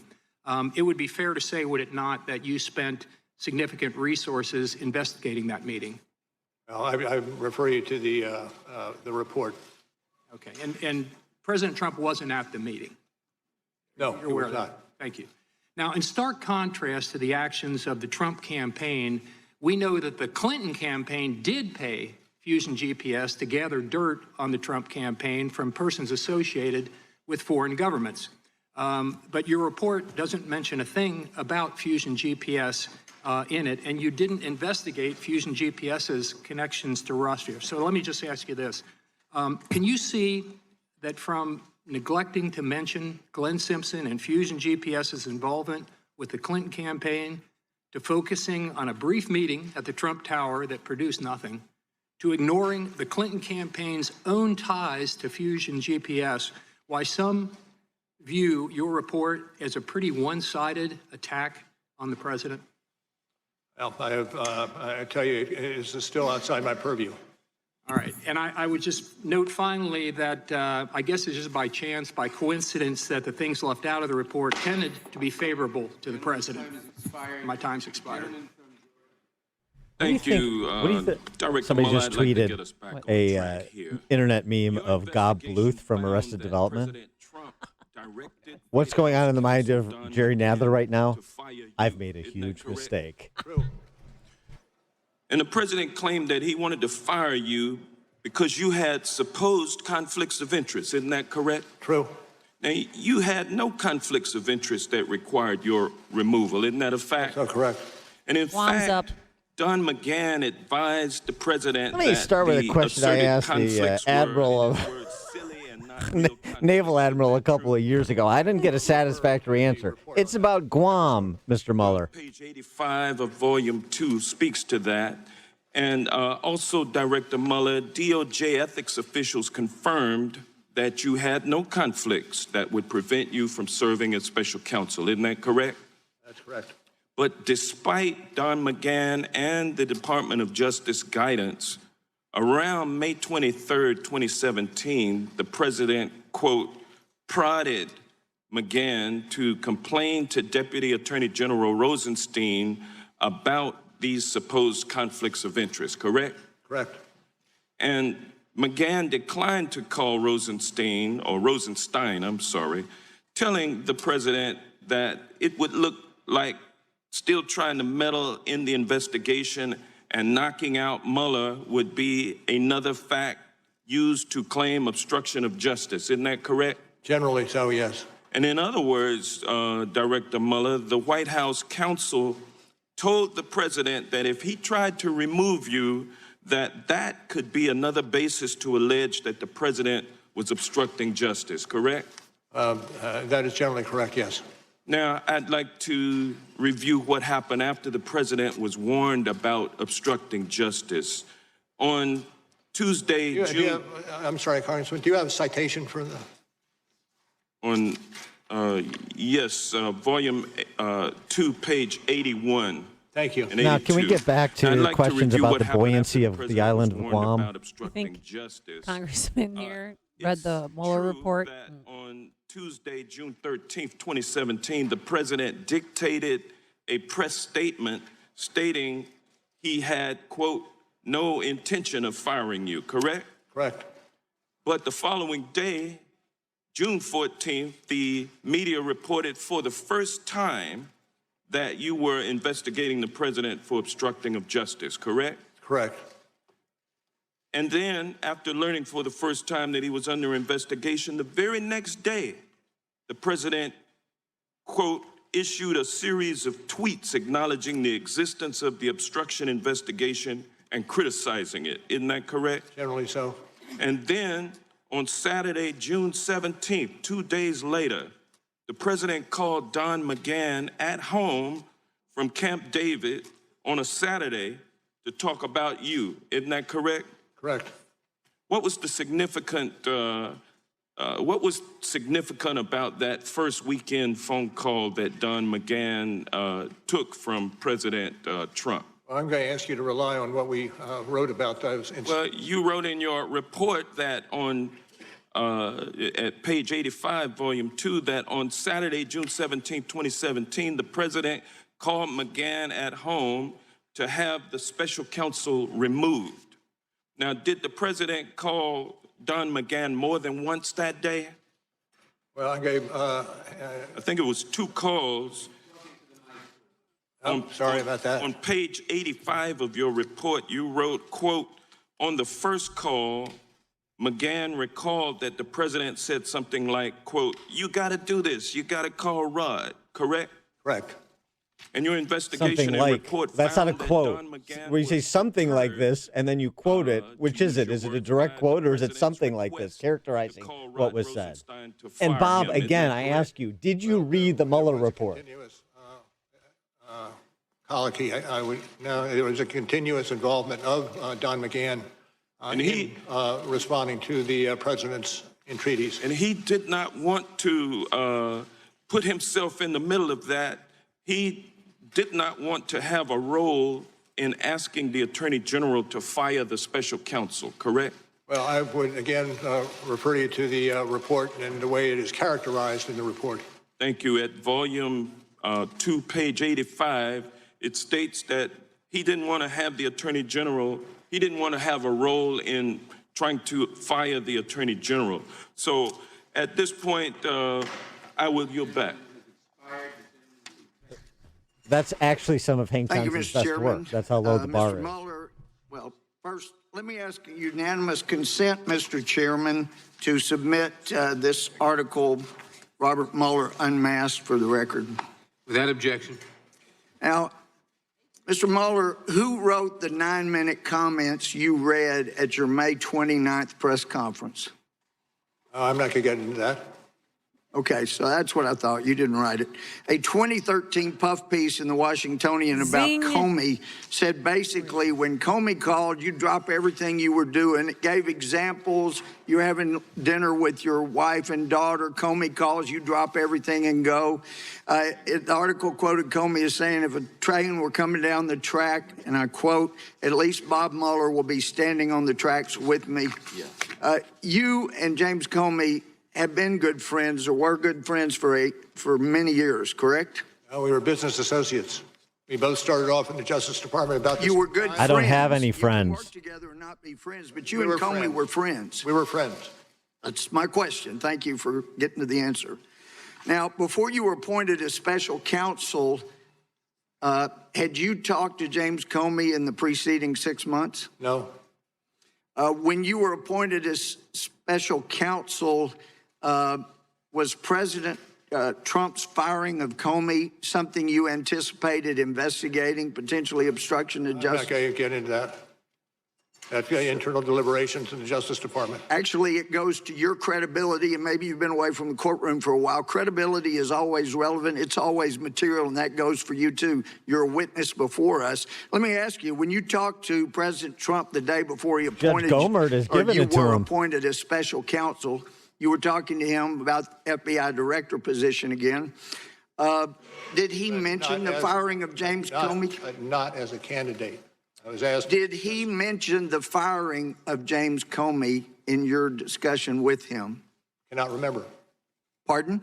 Cannot remember. Don't believe so, but I'm not going to be specific. You don't remember. But if he did, you could have been a fact witness as to the president's comments and state of mind on firing James Comey. I suppose that's possible. Yeah. So most prosecutors want to make sure there's no appearance of impropriety. But in your case, you hired a bunch of people that did not like the president. Let me ask you, when did you first learn of Peter Strzok's animus toward Donald Trump? In the summer of 2017. You didn't know before he was hired? I'm sorry, what did you? You didn't know before he was hired for your team? Know what? Peter Strzok hated Trump. Okay. You didn't know that before he was made part of your team. Is that what you're saying? I did not know that. All right. When did you first learn? When we did find out, I acted swiftly to have him reassigned elsewhere in the FBI. Well, there's some discussion about how swift that was. But when did you learn of the ongoing affair he was having with Lisa Page? About the same time I learned from Strzok. Did you ever order anybody to investigate the deletion of all of their texts off of their government phones? Once we found that Peter Strzok was an author of... Did you ever... May I finish? Well, you're not answering my question. Did you order an investigation into the deletion and reformatting of their government phones? No, there was an IG investigation ongoing. Well, listen, regarding collusion or conspiracy, you didn't I demand find that Strzok and evidence Page of be any referred to as lovers, agreement, and I'm Bob Mueller quoting you, stated for the among record. the Trump campaign officials and any Russia-linked individuals to interfere with our U.S. election, correct? Correct. So you also note in the report that an element of any of those obstructions you referenced requires a corrupt state of mind, correct? Corrupt intent, correct. Right. And if somebody knows they did not conspire with anybody from Russia to affect the election, and they see the big Justice Department with people that hate that person coming after them, and then a special counsel appointed who hires dozen or more people that hate that person, and he knows he's innocent. He's not corruptly acting in order to see that justice is done. What he's doing is not obstructing justice. He is pursuing justice, and the fact that you ran it out 2 years means you... Louis Gohmert is so funny. Former judge, state-level judge. He starts quiet, and then he's like Michael Caine. He starts down here, and he ends up here. And he's not done. The gentleman from Florida. Director Mueller, I'd like to get back to your findings covering June of 2017. There was a bombshell article that reported that the President of the United States was personally under investigation for obstruction of justice. And you said in your report on page 90, volume 2, and I quote, it should be noted, Mueller is younger than Biden. Prompted the president to call Just for the McGahn record. and seek to have the He's not doing. special I don't think counsel he's going to make it removed. to the next committee And then in hearing. your report, you wrote about multiple calls from the president to White House counsel Don McGahn. And regarding the second call, you wrote, and I quote, McGahn recalled that the president was more direct, saying something like, call Rod, tell Rod that Mueller has conflicts and can't be the special counsel. McGahn recalled the president telling him, Mueller has to go, and call me back when you do it. Director Mueller, did McGahn understand what the president was ordering him to do? I direct you to what we've written in the report in terms of characterizing his feelings. And in the report, it says, quote, McGahn understood the president to be saying that the special counsel had to be removed. You also said on page 86 that, quote, McGahn considered the president's request to be an inflection point, and he wanted to hit the brakes, and he felt trapped, and McGahn decided he had to resign. McGahn took action to prepare to resign, isn't that correct? I direct you again to the report. And in fact, that very day he went to the White House, and quoting your report, you said, quote, he then drove to the office to pack his belongings and submit his resignation letter, close quote. That is directly from the report. It is. And before he resigned, however, he called the president's chief of staff, Reince Priebus, and he called the president's senior advisor, Steve Bannon. Do you recall what McGahn told them? Whatever he was said will appear in the report. It is. And it says on page 87, quote, Priebus recalled that McGahn said that the president asked him to do crazy expletive. In other words, crazy stuff. The White House counsel thought that the president's request was completely out of bounds. He said the president asked him to do something crazy. It was wrong. And he was prepared to resign over it. Now, these are extraordinarily troubling events, but you found White House counsel McGahn to be a credible witness. Isn't that correct? Correct. Director Mueller, the most important question I have for you today is why? Director Mueller, why did the President of the United States want you fired? I can't answer that question. Well, on page 89 in your report on volume 2, you said, and I quote, substantial evidence indicates that the president's attempts to remove the special counsel were linked to the special counsel's oversight of investigations that involve the president's conduct, and most immediately, to reports that the president was being investigated for potential obstruction of justice, close quote. Director Mueller, you found evidence, as you lay out in your report, that the president wanted to fire you because you were investigating him for obstruction of justice. Isn't that correct? That's what it says in the report, yes. And I stand behind the report. Director Mueller, that shouldn't happen in America. No president should be able to escape investigation by abusing his power.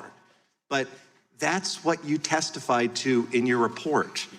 The president ordered you fired. The White House counsel knew it was wrong. The president knew it was wrong. In your report, it says there's also evidence the president knew he should not have made those calls to McGahn. But the president did it anyway. He did it anyway. Anyone else who blatantly interfered with a criminal investigation like yours would be arrested and indicted on charges of obstruction of justice. Actually, Dr. that's Mueller, not true. And a follow-up question for the next Republican should be, isn't it true that you can't obstruct a hoax? We've already talked about that today. That is exactly why this committee must hold the president accountable. I yield back.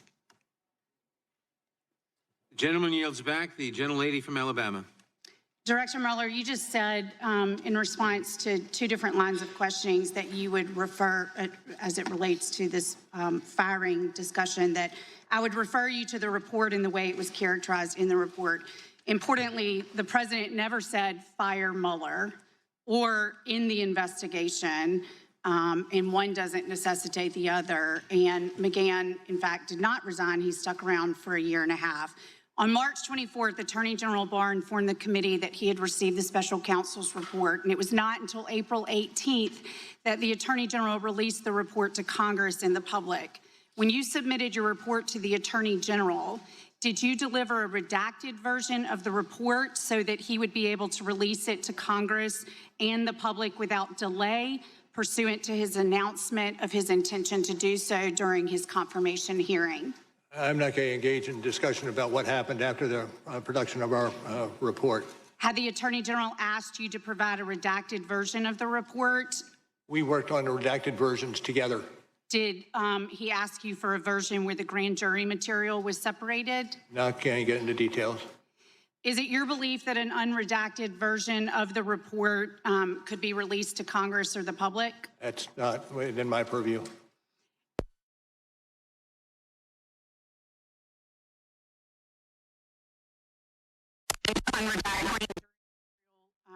Rule 6E material.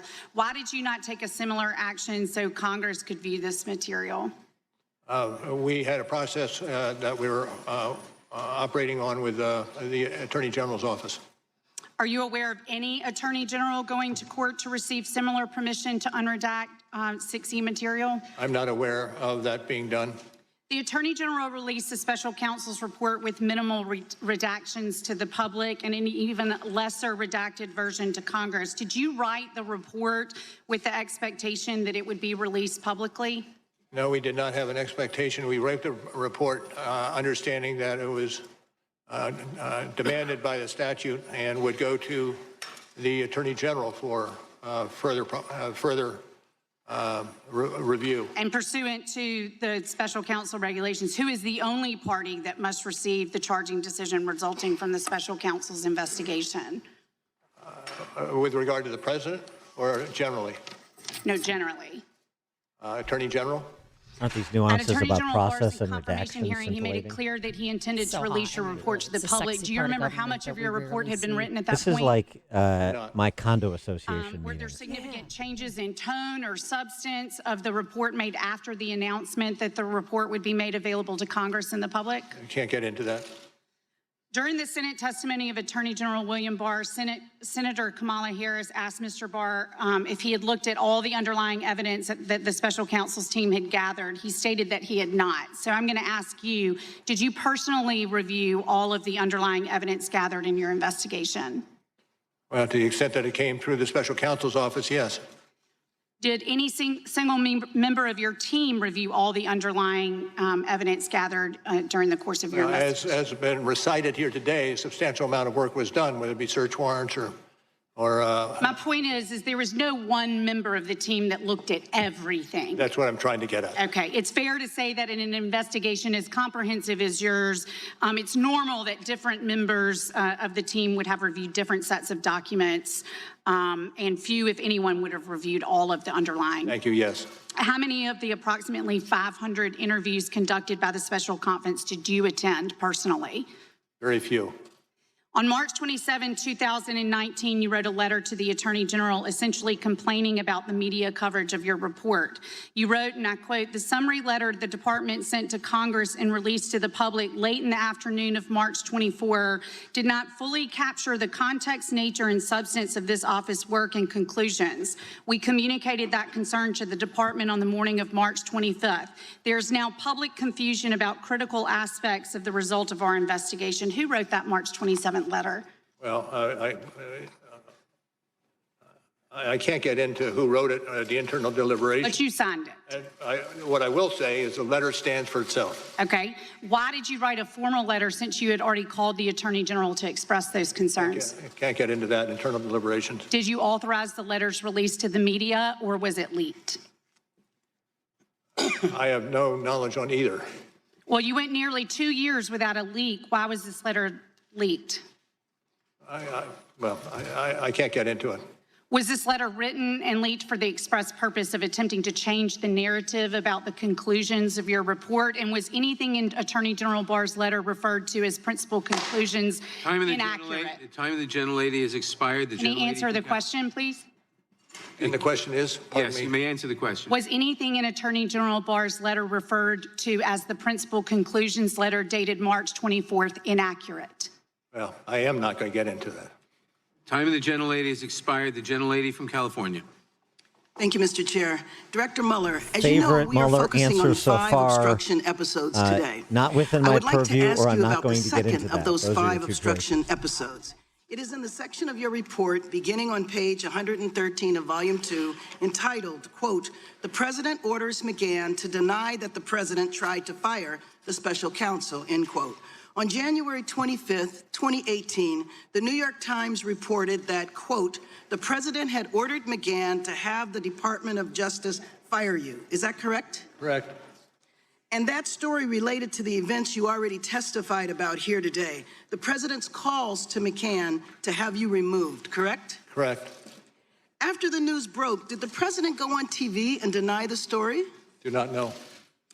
In fact, the President said, quote, "Fake news, folks, fake news, a typical New York Times fake story," end quote, correct? Correct.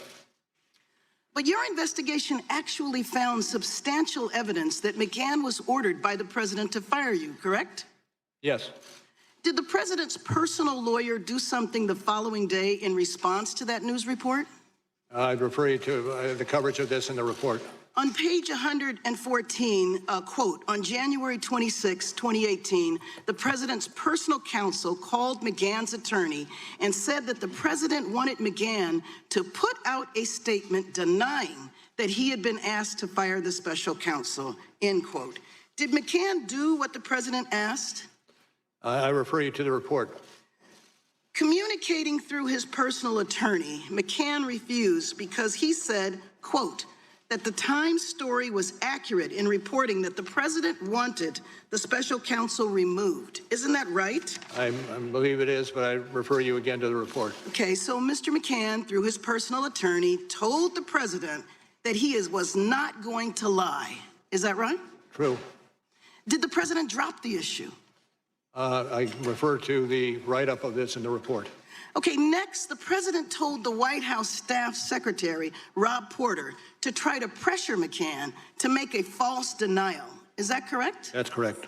What did he actually direct Porter to do? And I would send you back to the report. Okay, well, on page 113, it says, quote, "The President then directed Porter to tell McGahn to create a record to make it clear that the President never directed McGahn to fire you," end quote. Is that correct? That is, as it's stated in the report. And you found, quote, "The President said he wanted McGahn to write a letter to the file for our records," correct? Correct. And to be clear, the President is asking his White House counsel, Don McGahn, to create a record that McGahn believed to be untrue while you were in the midst of investigating the President for obstruction of justice, correct? Generally correct.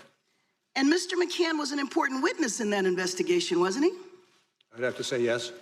Did the President tell Porter to threaten McGahn if he didn't create the written denial? I'd refer you to the write-up of it in the report. In fact, didn't the President say, quote, and this is on page 116, "If he doesn't write a letter, then maybe I'll have to get rid of him," end quote? Yes. Did Porter deliver that threat? I again refer you to the discussion that's found on page 115. Okay, but the President still didn't give up, did he? So the President told McGahn directly to deny that the President told him to have you fired. Can you tell me exactly what happened? I can't beyond what's in the report. Well, on page 116, it says the President met him in the Oval Office. Quote, "The President began the Oval Office meeting by telling McGahn that the New York Times story didn't look good and McGahn needed to correct it." Is that correct? Correct. So, as it's written in the report, yes. The president asked McGahn whether he would do a correction, and McGahn said no. Correct? That's accurate. Well, Mr. Mueller, thank you for your investigation uncovering this very disturbing evidence. My friend, Mr. Richmond, will have additional questions on the subject. However, it is clear to me, if anyone else had ordered a witness to create a false record and cover up acts that are subject of a law enforcement investigation, that person would be facing criminal charges. I yield back my time. The gentlelady yields back. The gentleman from Ohio. Director, the FBI interviewed Joseph Mifsud on February 10th, 2017. In that interview, Mr. Mifsud lied. You point this out on page 193, volume 1. Mifsud denied. Mifsud also falsely stated. In addition, Mifsud omitted. 3 times he lied to the FBI, yet you didn't charge him with the crime. Excuse me, did you say one? I'm sorry, did you say 193? Volume 1, 193. He lied 3 times. You pointed out in the report. Why didn't you charge him with the crime? Hear the remainder of the Mueller testimony right here on AM 560 The Answer and online at 560theanswer.com. Charge a lot of other people for making false statements. Let's remember this. Let's remember this. In 2016, the FBI did something they probably...